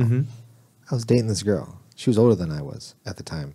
Into the older women, dangerous. Yeah. She was like 7 years older than me. She's a smart girl. I had just graduated high school. And he got robbed by a smart 25-year-old. Yeah, right. So Damn. I break up with her. I don't want to be with her anymore. All right. So she decided to get back at me. And how she did that was she opened up a joint credit card in our names, signed my name on this thing. Oh, wow. And That's then deeply illegal. At this time, you can just like walk to a car dealership and buy a car on a credit card. Right. Yeah. And she did that exact thing. She went and bought a Grand Am and never fucking paid and just took off. And Well, okay. stuck me with the fucking. All of a sudden, I get calls from this credit card company Collectors, yeah. saying, "You owe us $15,000 or something like that." I'm You like, must have good credit for. This was the Wild West. "This is that the Wild time. West Yeah, back yeah. then, right?" Yeah. I'm like, You should be thankful that she only opened one credit card in his name. And I'm like, "I owe you what?" He's like, "Yeah." I'm like, "I don't know what the fuck you're talking about. I didn't open any credit card. You and this person, and she went and bought this, and you owe us money. We can't find her." I had to start fucking paying that fucking thing down. Holy shit. Wow. Dude, it was the fucking worst. I never found her, man. I don't know what happened to her. Oh, she ghosted. She fucking took off. That fucking Grand Am. Yeah, that pissed me off, dude. So I feel you, man. Yeah. So like, so it's like, he sent me a friend request, because like, from outside, it looked like I did the douchiest thing in the world. Just different gym, train. Yeah. I'm out. I did my own thing, right? Like, I have a really close friend, and he's out in Colorado. It's like we're tight, because he was like very close to with the school owner, but he started working for a certain. I can't talk about his job, but he started working for them. Then he had to move there and stuff, and Yeah, moved for his job. Gotcha. yeah. So, we're really close and stuff. So he knows I'm not doing it for a bad thing. You know what I'm saying? Like I always talk to him. You explained it to him. He understood. Not even the full story. Oh, okay, you explained some like that's portion how to him. like I didn't even talk about it. Right, right. It's like that bad. So, but as time goes by, like as you get older, you're like, oh man, I handled it wrong and stuff like that. But I hate those moments when I realize that. yeah, but you're like, it's kind of too late to go back to him. But it's that's like how you learn, though. That's I how you mean, grow. You got to make mistakes. I feel like, did you take that friend request? no. No. Why not? Fuck no. No, because it's too late. It's got to the point where it's like it got to the point where it's like, it's too late. It's already. I missed that chance when he sent the friend request, and it was just like years. Yeah, but I'm a thing. I like the social media thing for me. It's just it's odd. It's people all of a sudden come up to from your past. You probably were never really close with, or it was just that time period that you guys maybe were close, and now you're completely different. Years have gone by, and I'm just not a huge fan of it. I mean, if I didn't keep in contact with you, there's probably a fucking reason why I didn't keep in contact with you. I mean, Don't come knocking on my fucking door 20 years later. There is that possibility, but there's probably a handful of people that I like went to high school with or went to college with that if they hit me up out of the blue, I'd for sure take that friend request. Yeah, not me. Yeah. I don't know. Most Of course, my I didn't come from well, you didn't either. What? You didn't come from social media back in the day. You No, and I are for sure very not. close in age. Yeah. So for me, it's just like, just find You my number, got call mail. me. Yeah, I mean, That's I don't know. that's not I'm easy to but do. I'm not big on social media anyway. Right. So for me, it's. But no, like there's definitely people that I have absolutely no interest in getting back in touch with. Okay, like, and they don't necessarily know who they are.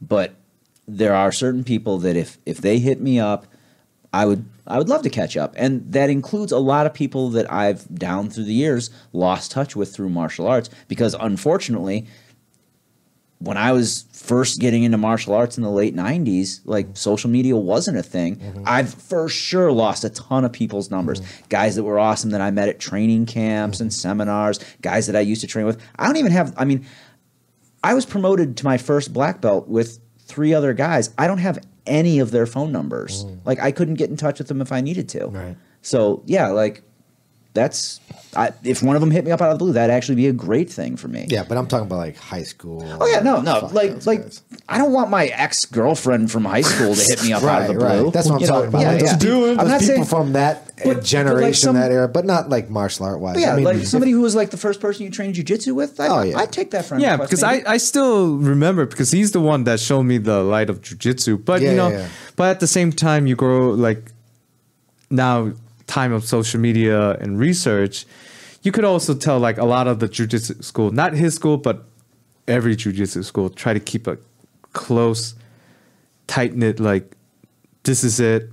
There's nothing else that's. Oh, early days you talking Yeah, about? we're talking about early days. There's no such thing as judo or kosen judo, and you know, like, you know what I'm talking about. Like they kept it like there's nothing else ever existed until I know. I lived on the fringes of that world for years. yeah. So you know, like that's how I grew, learned, and then one day I go, that looked like jujitsu, you know. And this thing was like filmed in like what 18 something, and I was just like, did a Barry moment with my hand on my head. Just like, So I didn't. I mean, when we started doing jujitsu, it was early '90s, and it was just like another thing, another level because I trained Jeet Kune Do, and it was like there's like 4 ranges of fighting. You had your kicking, your boxing, trapping, and grappling. So when they introduced jujitsu, it was just like, oh well, yeah. Now we do jujitsu, and yeah, we do Muay Thai, and we Yeah, do but for a Wing lot of Chun. people, that was the 5th range actually, because most of the grappling that was taught pre-jiu-jitsu, not all, because like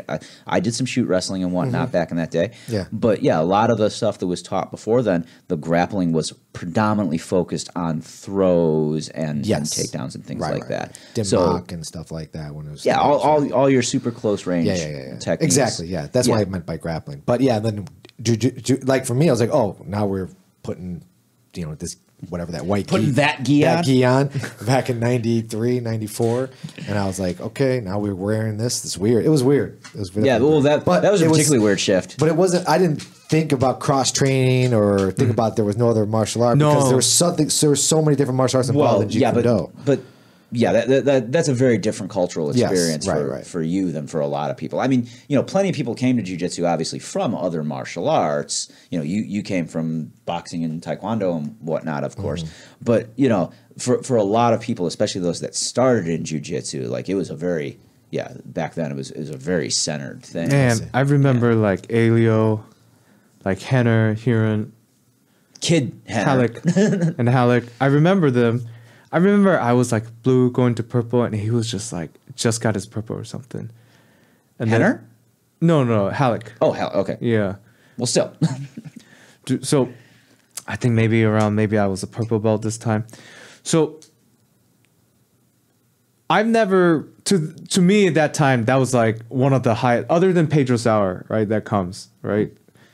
You'll never really win against like high level guys, like experience, other than whoever comes for seminars. Sure. That was the first time when he was like he always used to call me Blue Eyes.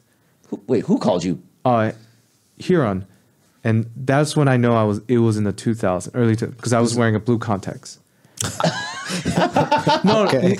you know why? They had blue contacts in the year 2000? Oh, yeah, I guess they did. believe this to be Because true. I always wore glasses, and then someone told me, "Hey, why don't you try contacts?" And then you're they, like, and blue. And you're like, colored contacts, sure, why they not? they gave me blue. I'm colorblind. To me, Oh, you are. Wait, you're colorblind? yeah. So a lot of that's a good story too. But anyway, like No, we're not getting off the subject. You're colorblind? Yeah. What color range are you blind in? all of it. Wait, what? You see like shades of gray? Yeah. Wait. That's not how Everything? that's. Yeah. Wait, everyone So- I know who's colorblind is No like color at all, colorblind huh? red or green. or No, something. like, so, doctor explained it to me. My parents first noticed it kind of like when I was looking at something and I was like, that's black. And they kind of all looked at me kind of weird.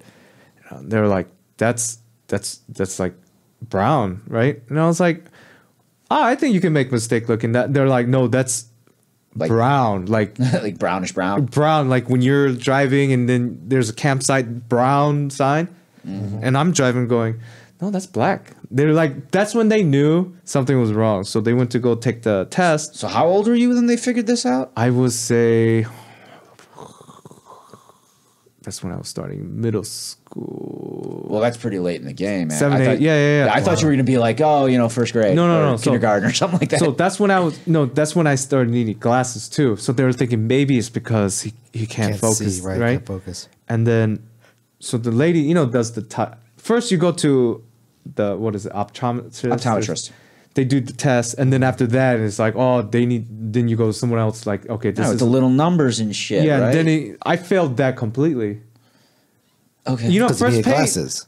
What? No. glasses, He's right? talking about the There's a color color dots test. with the The color- numbers. basic Sorry. color I remember test, that. right? Yeah. Okay. That's the first test before you start going to see real Yes, doctors, yes. right? Yes. Real actual specialists. Yes, with your eye, and then so my mom was like, "Oh, what's going on?" So you have like dog vision? Is that what's going on? No. So it's not colorblind as is I see all black and gray. So I can see all the colors, right? So those transparencies, Yes. the old school, Okay. not new days, but the transparency. So it's a gray transparency over whatever I see. Okay. So colors are muddled. For you Yeah. then. So Okay. I do see it, and then at the same time, the doctor was also saying, you're also color deficient. And I was Okay. like, what does that mean? He goes, your brain can't register what it is. Okay. You can only remember colors because of association, like trees are green. That's why you remember them. That's green. If you just saw the color, your brain can't pick it up that it's green. Oh, fascinating. And I was like, weird. what? Yeah, it was really weird. But And this is, but sorry, No. not to get over technical with this, and this is a form of color blindness, or is there something else going on here, Well, like a synesthesia? the thing that's is, called. after the whole thing, see, I should redo the eye test. I mean, I do the eye test, everything. I fail it all the time. I was like, can you do the color test, right? But I never went in depth after, because the 90s doctors and then doctors now could have been like, oh man, they diagnosed you incorrectly, right? Sure, yeah. But the thing is, they didn't do anything to my eyes or whatever. So I was just like, you know what? I'm pretty happy.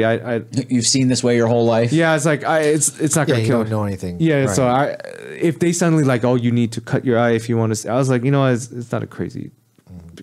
So when people come in with belts and stuff, and I'll be like, What belt is he? so at first I used to ask the person, and that caused a lot of problems. Because they're like, can't you see my belt? And then they're like, I don't want to explain, like I'm colorblind, I can't tell what your belt is, right? So like now I go, hey, is he a blue or purple? Right. And they're like, brown. I was like, Oh shit! I was just gonna say I could see brown and black being a real problem probably, and blue and purple. But if it actually goes like purple to brown or blue to brown, So I always ask, what color is he? Like the belt, and my buddies know it. They're like, oh, he's a purple, that's a blue. And I go, okay.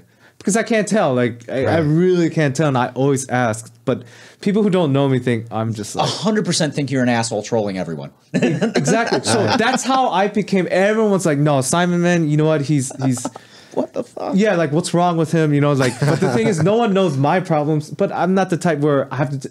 I don't want to feel... Well, fortunately, now all of Chicago and some Right. portions of the world know your problem. Exactly. Yeah, so it's... I had no idea. I mean, I don't think By the I end ever... of this podcast, you will not be the most hated guy in jiu-jitsu. Yeah. We're going to work on that. We're your PR we won't crew go now. into why. No, I'm just kidding. No, we will today. No, I'm just kidding. we may or may not. We'll see So- what kind of time we're allotted. Yeah, so like, so I'm training after all that. So, and then my life was going like nowhere, like in a career wise, Okay. right? So that's when I said in 2009, it's like, you know what? I'm going to go to Chicago. I'm going to do this field. Let me just get into it. Right. And I just packed everything and left. That's a That's bold it. move. Yeah, just got in the car, told my parents, they said their buys and whatever, and I. Right. Now, just to clarify, you were born here. Did you have family that you were coming home to, Nope, so to speak? Or okay, all off on your own. All of Gotcha. all, like Woo. roommates, everything, like who where I can live, and I came. Did you remember what snow was like? Oh my gosh, that tripped me out when I first came here, and then there was snow. People were like, like they snowed in. Like I think it was 2010 or 11 where they had that huge blizzard in January, February. Okay. I was out there. In the was blizzard? in the blizzard because it was so much fun. What snow in Georgia? Yeah, you know what I mean? right. Georgia shuts down on 2 inches of snow. I was there. There was trucks like stopped. I do the logistics field, so I Yeah, asked yeah. the trucker like, "Can I go on top of your truck?" I mean, it was like the best. I mean, it was like, now I just hate it. I was like, oh my god. No, it's just a thing you deal with. Like I was like, I don't want to do this. I don't want to deal with it. But Right. so I came in 2009, and then so I was like, all right, I'm gonna take my jiu-jitsu serious again, because I was on and off. And then the first person I called, because I was looking at what's closest. 2009, there weren't as many gyms in Chicago, like Illinois. Yeah, it was like I remember that era. it was like maybe Flow. I forgot. I know New Breed.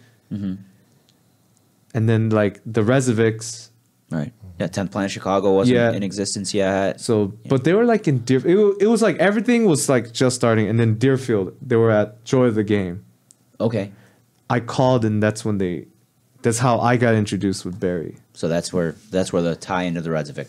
The Rezovic comes in 2009, October.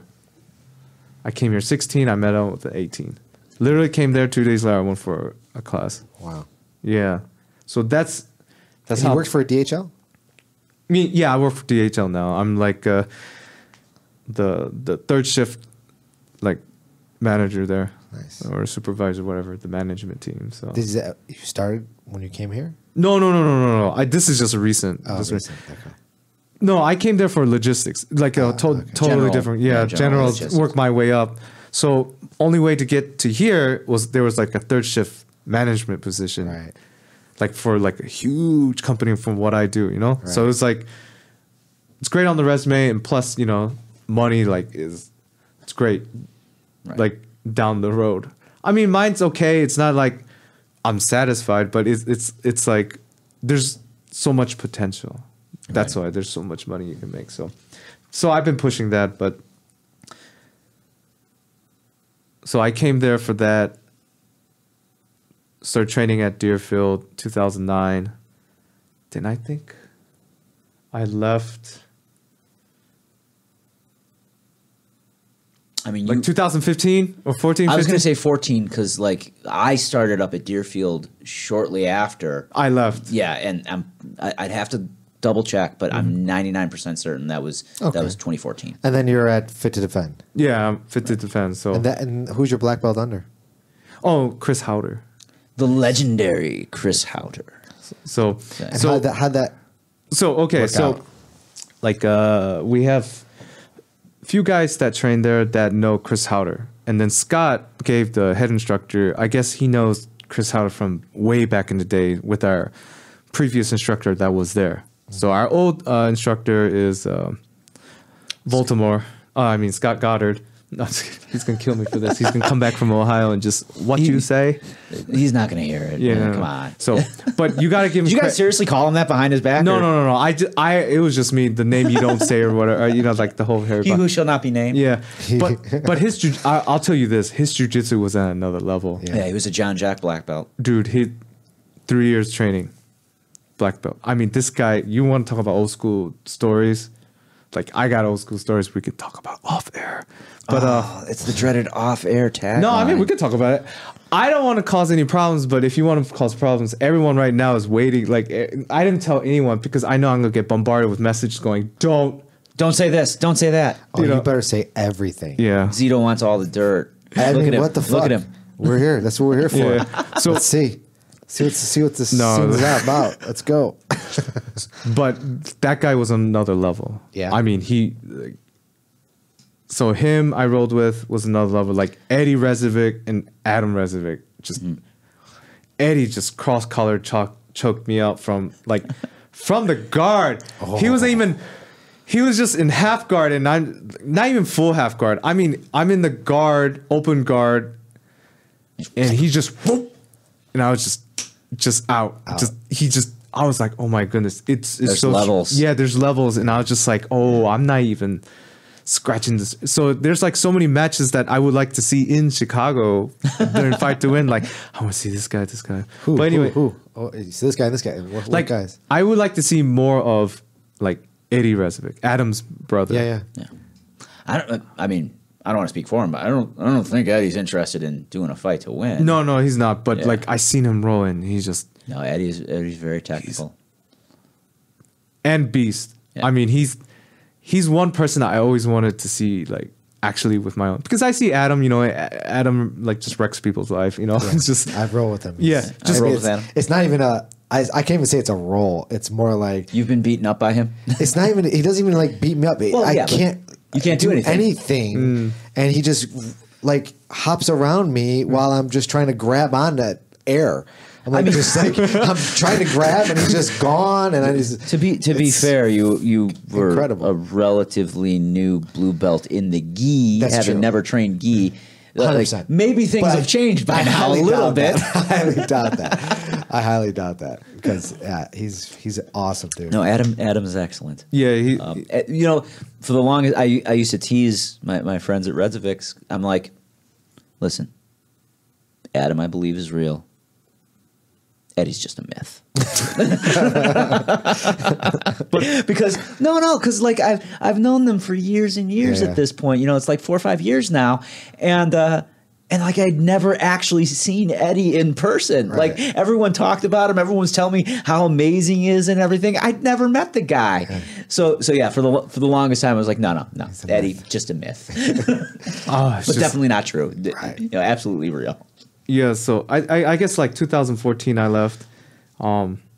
Let's just say I moved to a different location. Like I moved from this city to Palatine. Yeah. But we know the real reason. Yeah, why. you guys know the Of real course. reason, right? Yes. There's a bit more to the story. Tune in for the Patreon. The part 2? Secret episode. Part 2. The part I recorded before the podcast. There you go. That he doesn't know about. When he was like, hey, is this thing on? No, it is. No, we would never do that. We would We're never.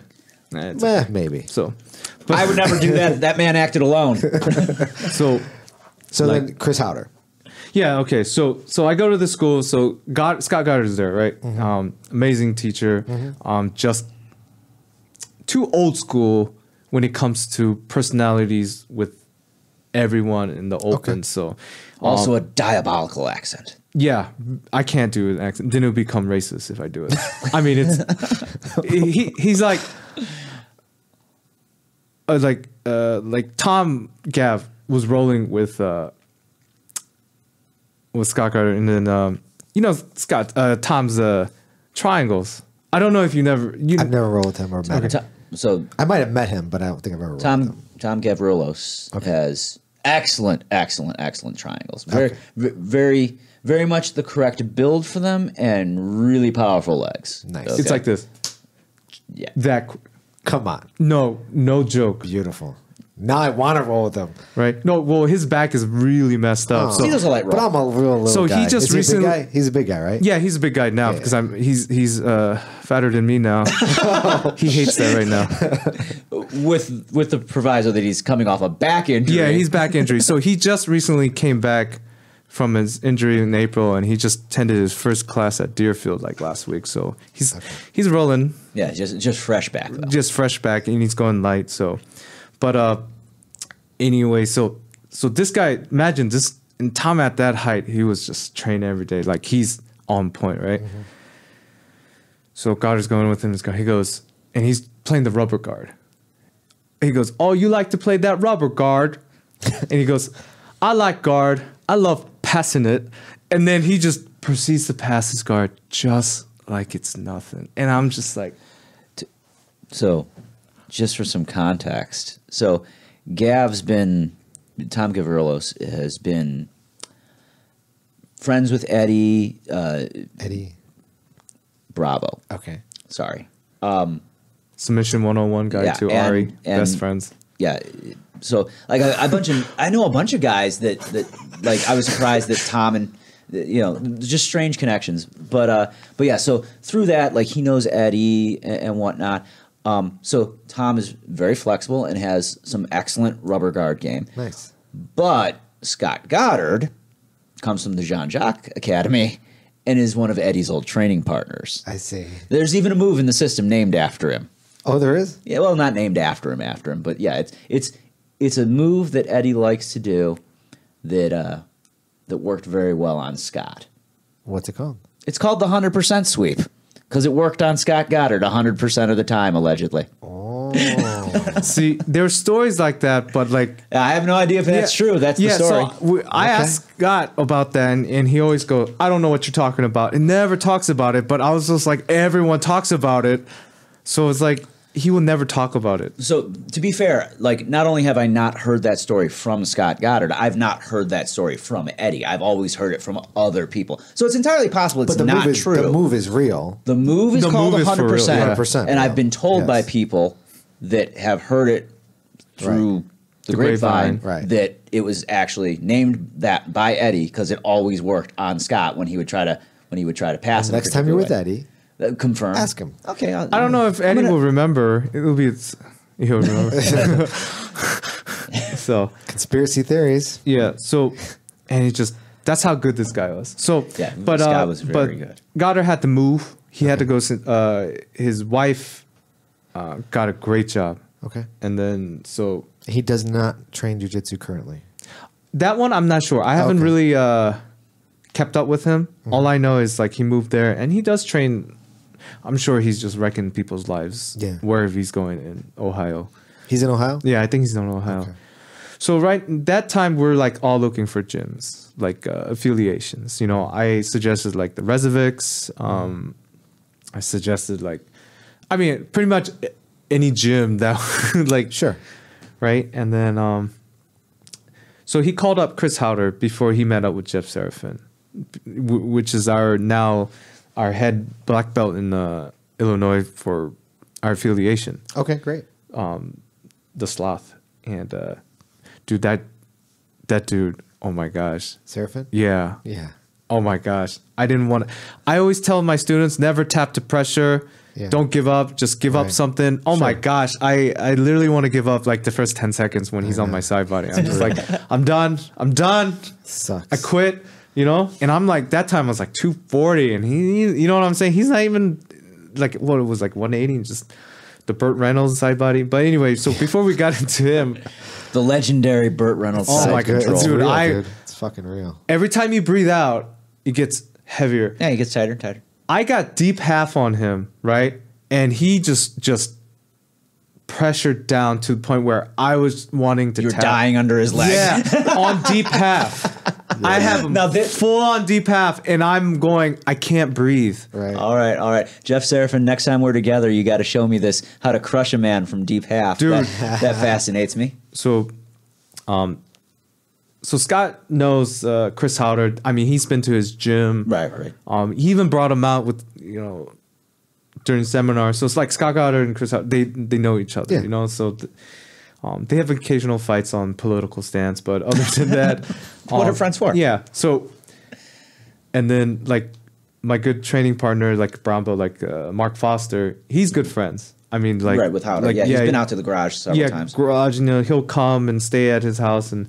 they're really good friends. And so we talked to him. It's like, hey, what about affiliation? And he was down for it because he knew who they were and who their teacher was. You know what I mean? It wasn't like a random teacher. He was like, yeah, don't worry.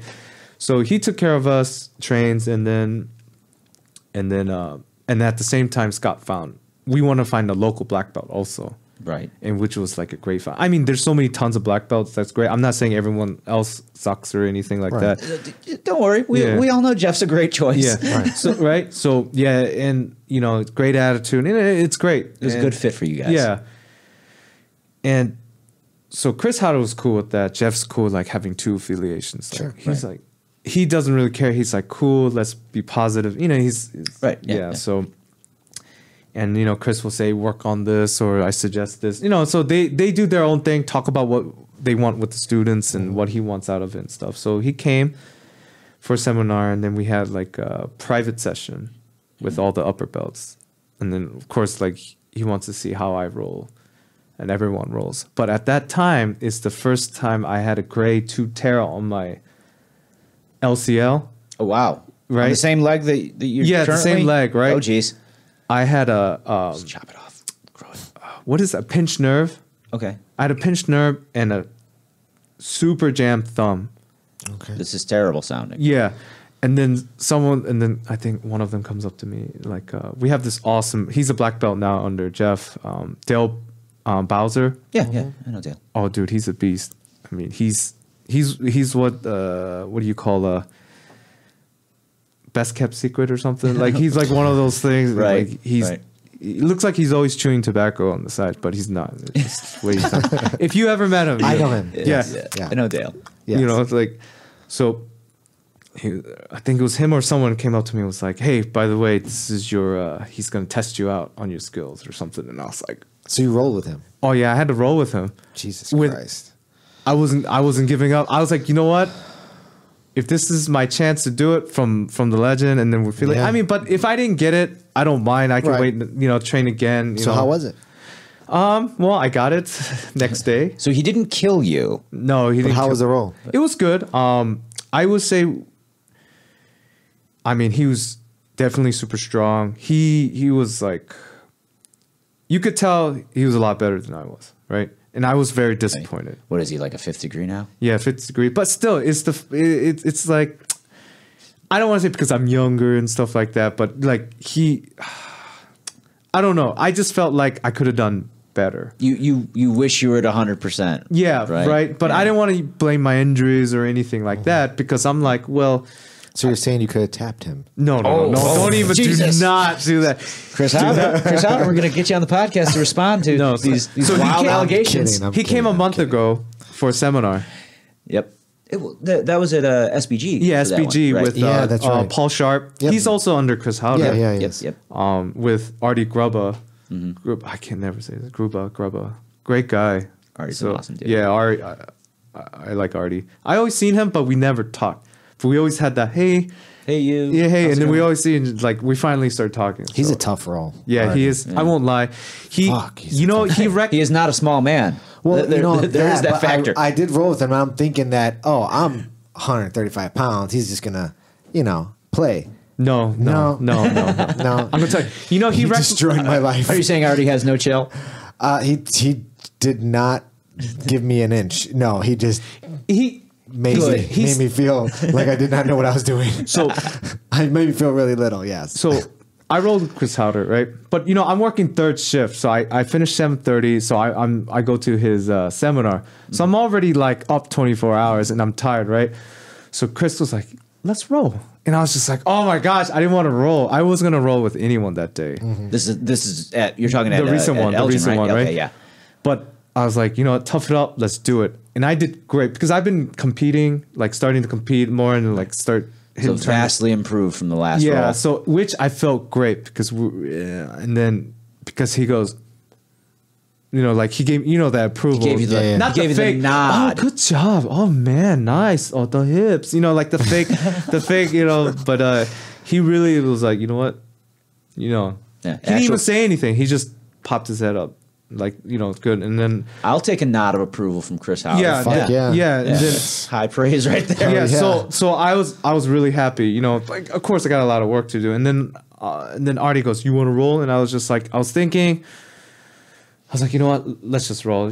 Artie wants. I didn't have a chance to roll with Artie, so I'm rolling with Artie. This is the opportunity. Yeah, so, and he got me, and he went for a leg lock, but it was like a. You know how if you block the ankle lock, you use the foot, so you use the calf slicer ankle lock. Yeah, the cross ankle breaker, Texas Yeah. clover leaf. Yeah. Yeah, whatever you want to call it. Yeah. I've been doing that since white belt. Oh, yo, OG. That's how- over that's So here. have I actually. Right? He taught me it. That is my fault. Sorry. Like Sorry, leg Chicago. locks were very old school, and I've been doing it's not as intricate as today, but leg locks were like Yeah. when I came to the Midwest, like when I was going to Barry School doing these leg locks, everyone's like, What is this nonsense? "Yeah, what are you doing, man?"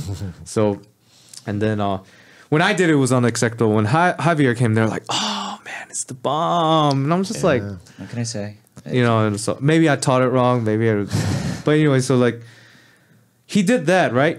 You don't, when you first do it, you don't feel it. What, the straight ankle? Just when the cross happens, Yeah. you mean? Oh, the cross. Yeah. I've been, that has done to me, like Eric, I always tell Eric about his ELL system. What is this? ELL. Eric leg lock system. Oh, okay. Right, ELL. I always say that, and then people are like, "What's the ELL?" So he's really good at like leg locks now. Like Eric, yeah, no, he's like excellent. if your legs are open, gets him. And then Blake too. Yeah. Blake now it's like they're Yeah. both like you leave one leg just an inch, they both of them just take it. Now there's John Ponarelli. Yeah. Now all white belts are like just going after my legs, and I'm just like, bro, I just came back from a knee injury. Can you just attack my other leg? Stop You touching. need to color code him. Yeah. So even our like Lauren, she won a heel hook on the last. I was like, I wasn't surprised, but I was like, really, from all the submissions she could have done. But Hey, you go with what's there, man. yeah, so Also, leg lock revolution. yeah, you also know? leg lock bonuses occasionally. Yeah. So I didn't feel it, whatever, and then I felt like my muscles suddenly spazzed, right? So I was like, oh, that felt weird. So I just tapped, right? Because I wasn't feeling anything from him, but he was a strong grip. There's no way I was gonna escape anyway. Right. You're But suddenly my muscle, like, it just spazzed real hard where it was a sharp pain. I go, oh, maybe, yeah, I think he got it. Maybe it's that or something. So I tapped, right? Because it hurt. Yeah. So I was like, oh, shit, that's really good. So I was like, all right, I guess he's no chill. So we're going, putting my guard. I mean, I'm trying to... we rolled, and then we had a good roll. So I'm not going to say if I got him or he got me, but he got me in the leg lock, right? Right. So I I don't want to start like, oh, I got him or he got me, right? Right. So, No need to- but yeah. So he got me in a great, like, that ankle lock, right? So I was like, oh, that was a good one. Like, I was like, the way he set it up was smooth, right? Yeah, he likes that technique. Yeah, and then I was like, oh, it's really smooth how he caught me, and I was like, oh, that's good. I'm walking, everything's great. Next day, I'm going up a ladder, and my whole left calf goes out. Oh, jeez. I fall down the ladder, Oh God. What the fuck? and I'm just Damn. like, Artie, like, you know, I see you shaking Dude, your you fist didn't on the know ground. he knew the death touch. It's the Right, death he touch leg lock. He got you 24 You know, hours like, later. Artie's gangster, and man. then I was icing it. I couldn't walk. Like, I was gonna send a picture. It got to the point where my life was hurting so much, I didn't post anything about the Chris Haueter seminar. Nothing. I didn't want to do anything because I was just dying. Like, Wow. imagine I'm going up this, like, the ladder to do something, and then Right. my leg just give out, and then it's That's the so same crazy. spot that Artie Yeah. was doing the calf. Well, session. he's got the dim mock. Artie will be teaching seminars on how to dim mock with a leg lock Yeah. in the very near future. Thank you. Thank you. You just started a new revolution, sir. Oh my Right. God. Shit's real, man. I knew it was him because it wasn't my knee; it was my calf muscle. That's just so fucking funny, dude. Well, Damn. I'm actually not jealous because I have never. You've never done that. Not to my You knowledge. better go learn from Artie. Yeah, clearly. What the fuck, huh? Clearly. You know who I really want to see, and I always joked Students about. became the teacher. Yeah. Oh, that's pretty much me with all the brown Artie's belts not. at the school, because, like, you know, like Eric and Blake, like, you know, I gave them the blue and purple, right? And then, like, now it's like I'm the student and they're teaching me everything, and I'm just like, oh, show me how you do that. You know what I'm saying? Yeah. So you know what we'll do is, if Eric's here, we'll like let's say he jumps into class, I'll say, today we're learning how to beat Blake.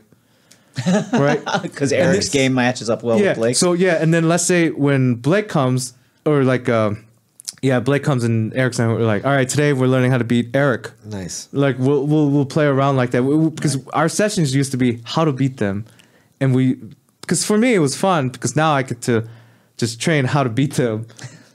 You know, What a strange focus, but yeah. I mean, it's fun. I mean, it was always. I mean, it got to the point where I'm happy where now I can learn. I mean, they're like way past me now. So I mean, In terms of being students in the game, and what I really want to see is Eric compete. I And don't feel like this is going to happen anytime soon. yeah, he did compete. He started to, but you know, I really want him versus you Whoa. fight to win. Damn. Eric versus Javi. No, Call no. out. I really want to see that. Damn. I really want to see that. That will never happen. I'll tell you that. Yeah, I know. There's two reasons why that wouldn't happen. One, to my knowledge, Eric's not down with competition right now. And he's a lot younger than you, isn't he? He is, yeah. Yeah. Curse him for his youth.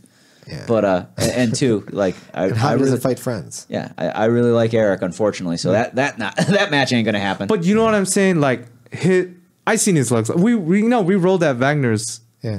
Right. So we're going. You know, it's our first time. We're just feeling it out, and then the leg just catches. Yeah. I know he was being nice because Sure. I know he could have finished. I'm always nice. Come Yeah, on. yeah.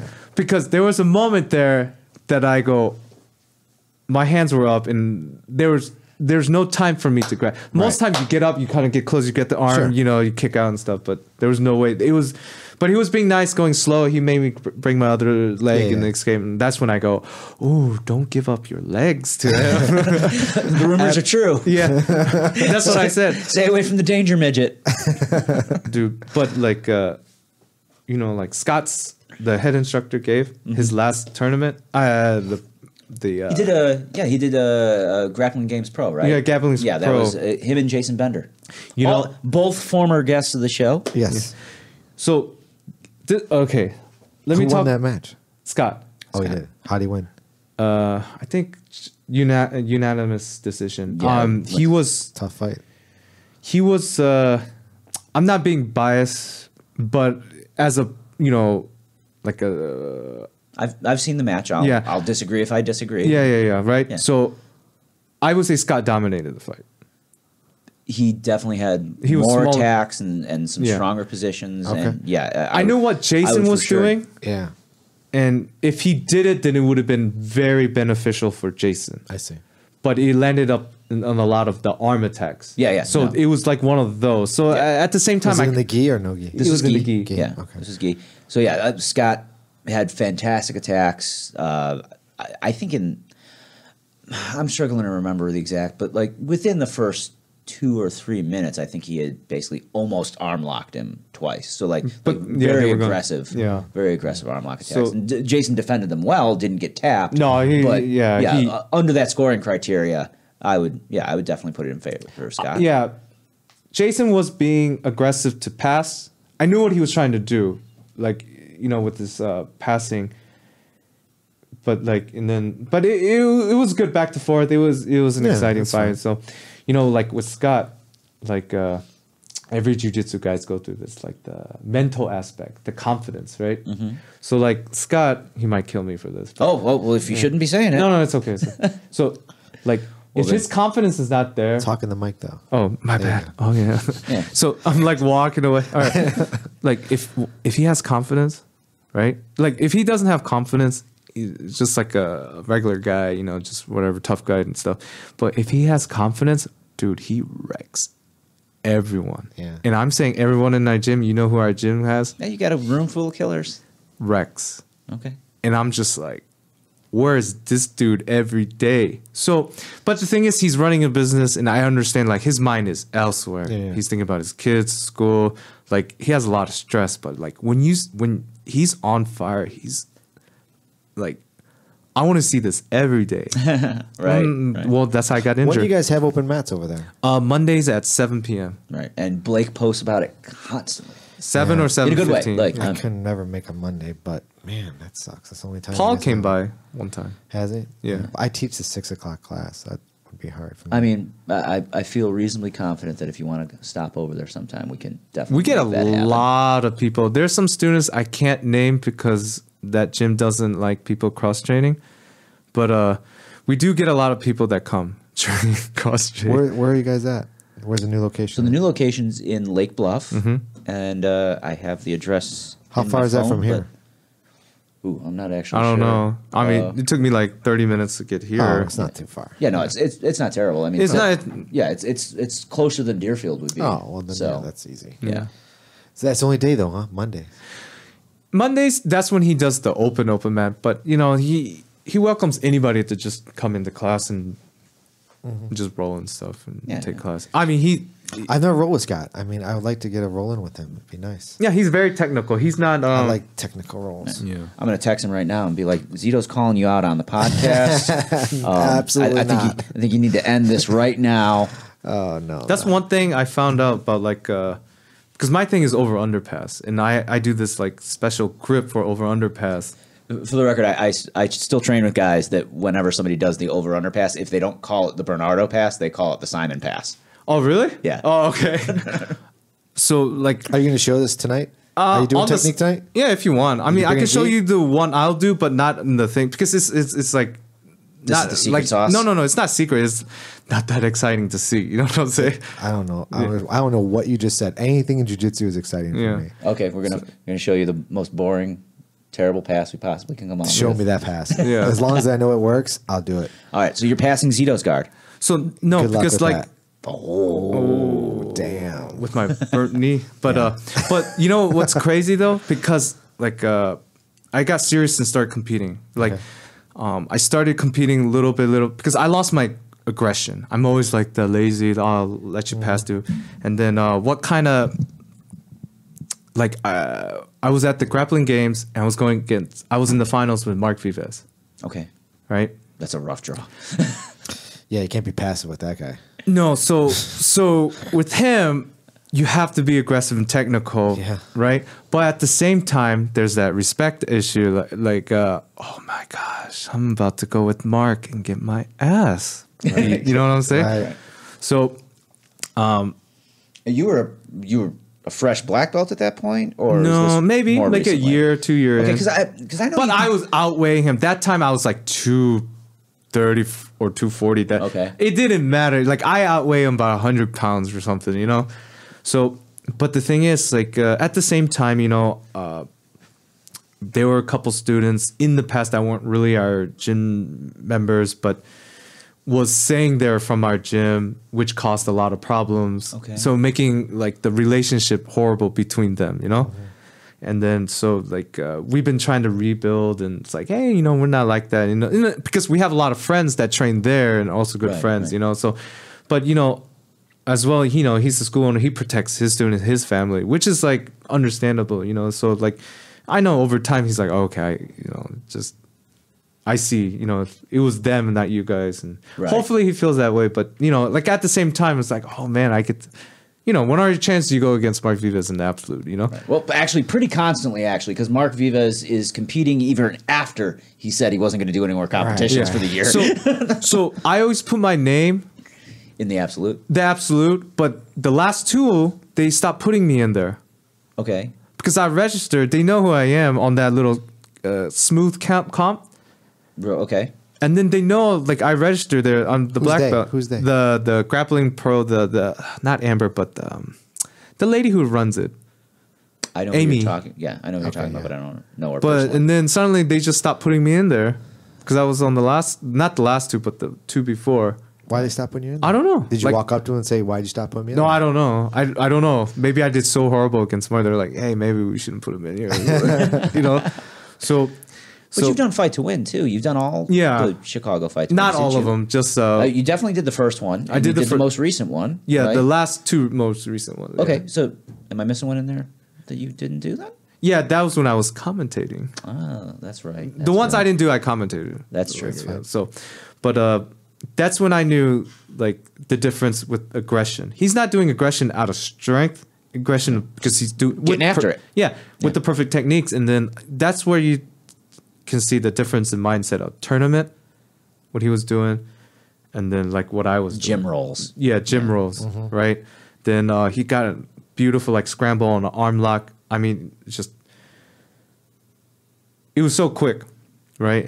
But you know, he's aggressive, but afterwards he's like, "Hey man, you all right?" Like he's the nicest dude afterwards. Right, yeah, for sure. And I told him, "Yeah, it's cool." You know, it's like, you know, but it's like that's where I picked up a lot. I was like, okay, you know, I need to be more aggressive. So I've been like training to be more aggressive. That's why on the last one, I was going with Mr. Woodward. I don't want to, Woodward. Isn't it Woodruff? Woodruff, yeah. Yeah. I'm horrible with names. So don't worry, I Yeah. am too. So that's, and then like I lost. I know he threw like more like the basic attacks, right? Yeah.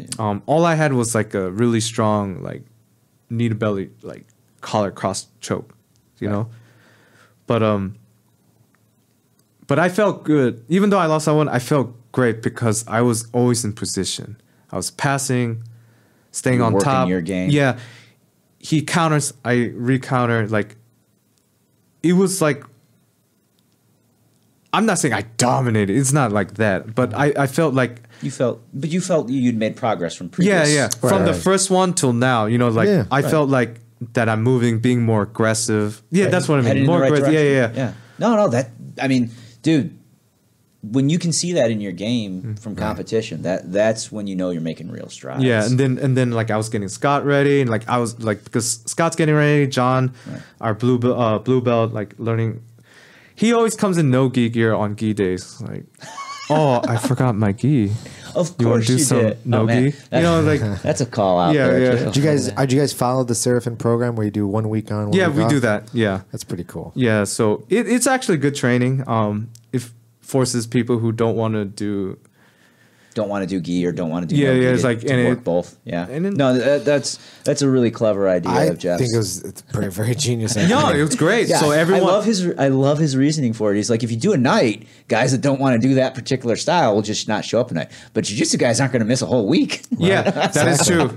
Jiu-jitsu guys like, let me go out. Yep, 100%. That's fucking brilliant. Yeah, it's great. I love when he told me that. I was like, that's Yeah. fucking. I brilliant. may steal that one day in my hypothetical gym. Yeah. No, it's- Jeff, I'm it's- letting you know right now. It's good that we all do that. So Yeah, I agree on that. And on that note, do you want to go do some technique? yeah, Or do you let's want do to that. talk some I more want to shit see him about pass people? your guard, man. You want to see him pass my guard? Yeah. All right, Yeah. so sorry guys, maybe on the next podcast we'll talk on the secrets of Oh, the next one will be the real shit talk podcast. Is that what you're saying? We'll talk Oh, about my. everyone's secrets. I guarantee you right now, if you post this up, everyone's gonna be like, "Oh no, he didn't. Oh, no. What did he because I didn't say? tell anyone I'm coming on this podcast." You got to post it. We'll do is we'll take a photo. You know. Of the, of No, the I map. will do that. and then we'll And then post I'm that. just gonna get flood of messages going, "Oh no," I'll tell you. But but I don't want to come on the first one and just talk mad trash. We'll The second save one, that for the second one. Yeah, I see second how it one. is. Yeah. Fucking right. We'll see how this goes. You know, this could be the start of something new, or this could be your last time ever. Yeah. but before, like, I really want you to bring out Eric. I Bring know Eric you. onto I the know show? most people don't tell who to bring and whatever. I know it's up to. I'd love to have Eric on, Yeah. man. Yeah. Yeah. We'll bring Eric Yeah, on. you can talk We will about gladly make He's that happen. vegan too. He's vegan. Yeah. There's nothing wrong with that. Yeah, he's always I don't have a getting problem sick. with vegan.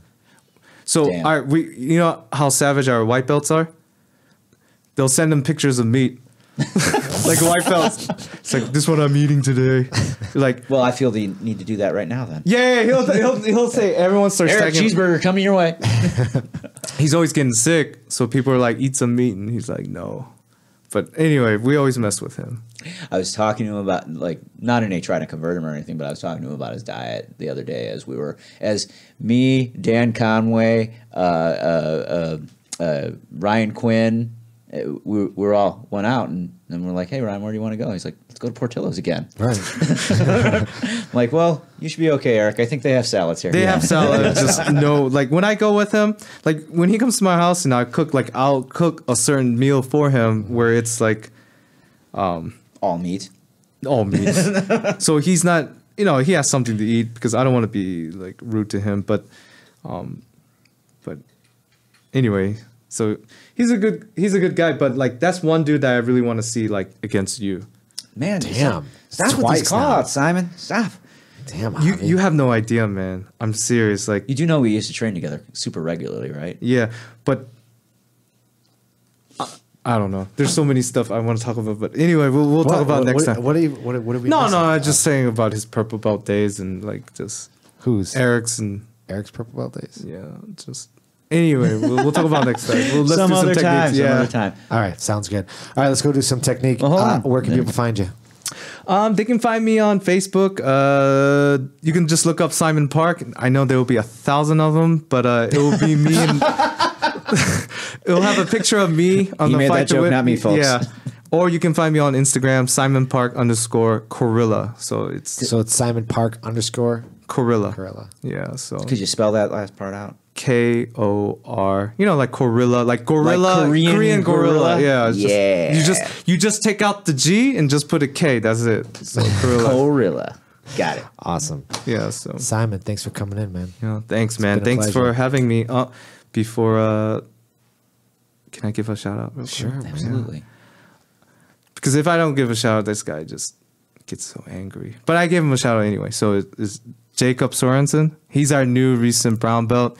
I've been with him we've been training a long time. We even almost into a fist fight and stuff. So That's how you know it's real. Yeah, this is real friendship right there. So Yeah, obviously. yeah, so I just want to name everyone I couldn't name, like Mike Torak, Mike Rollins. I'm not gonna name like 200 names. It's Like Sean, the Filipino Sean, powerlifter, Bart, Adam, Whiteman.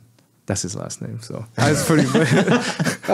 Glad you clarified that. Yeah. So, but all the other names that I forgot, I'm sorry, guys. I didn't have the list of Right. the 40 Don't names. worry. Yeah. Don't worry. They'll definitely give you shit by Tuesday. Yeah, they will. Why didn't you mention me?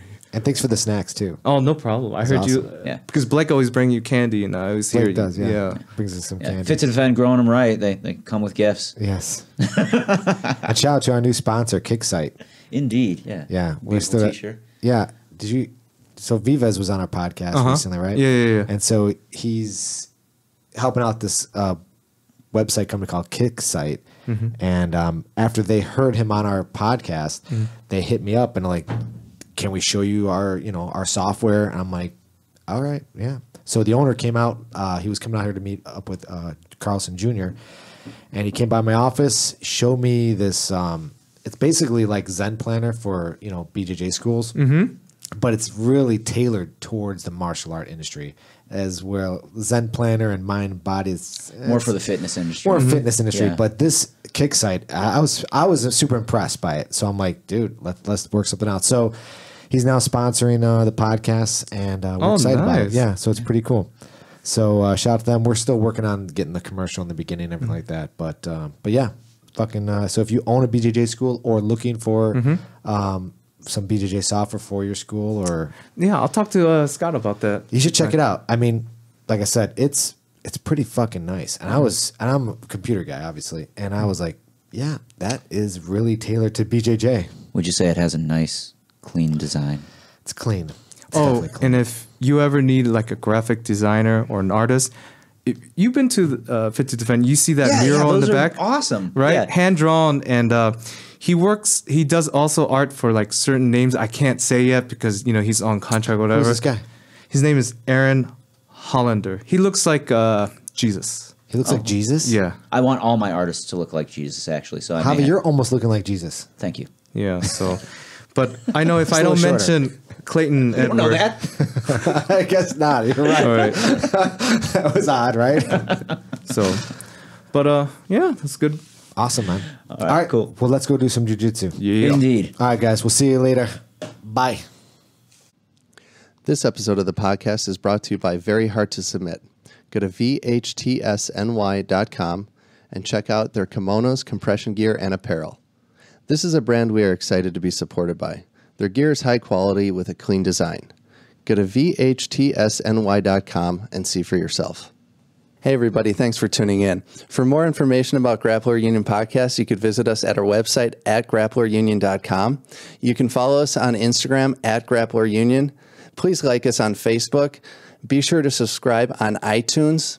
And all of our episodes are available on our YouTube channel. Say what? Be sure to subscribe. Yeah, subscribe to all that shit. You got to do another take, right? Oh.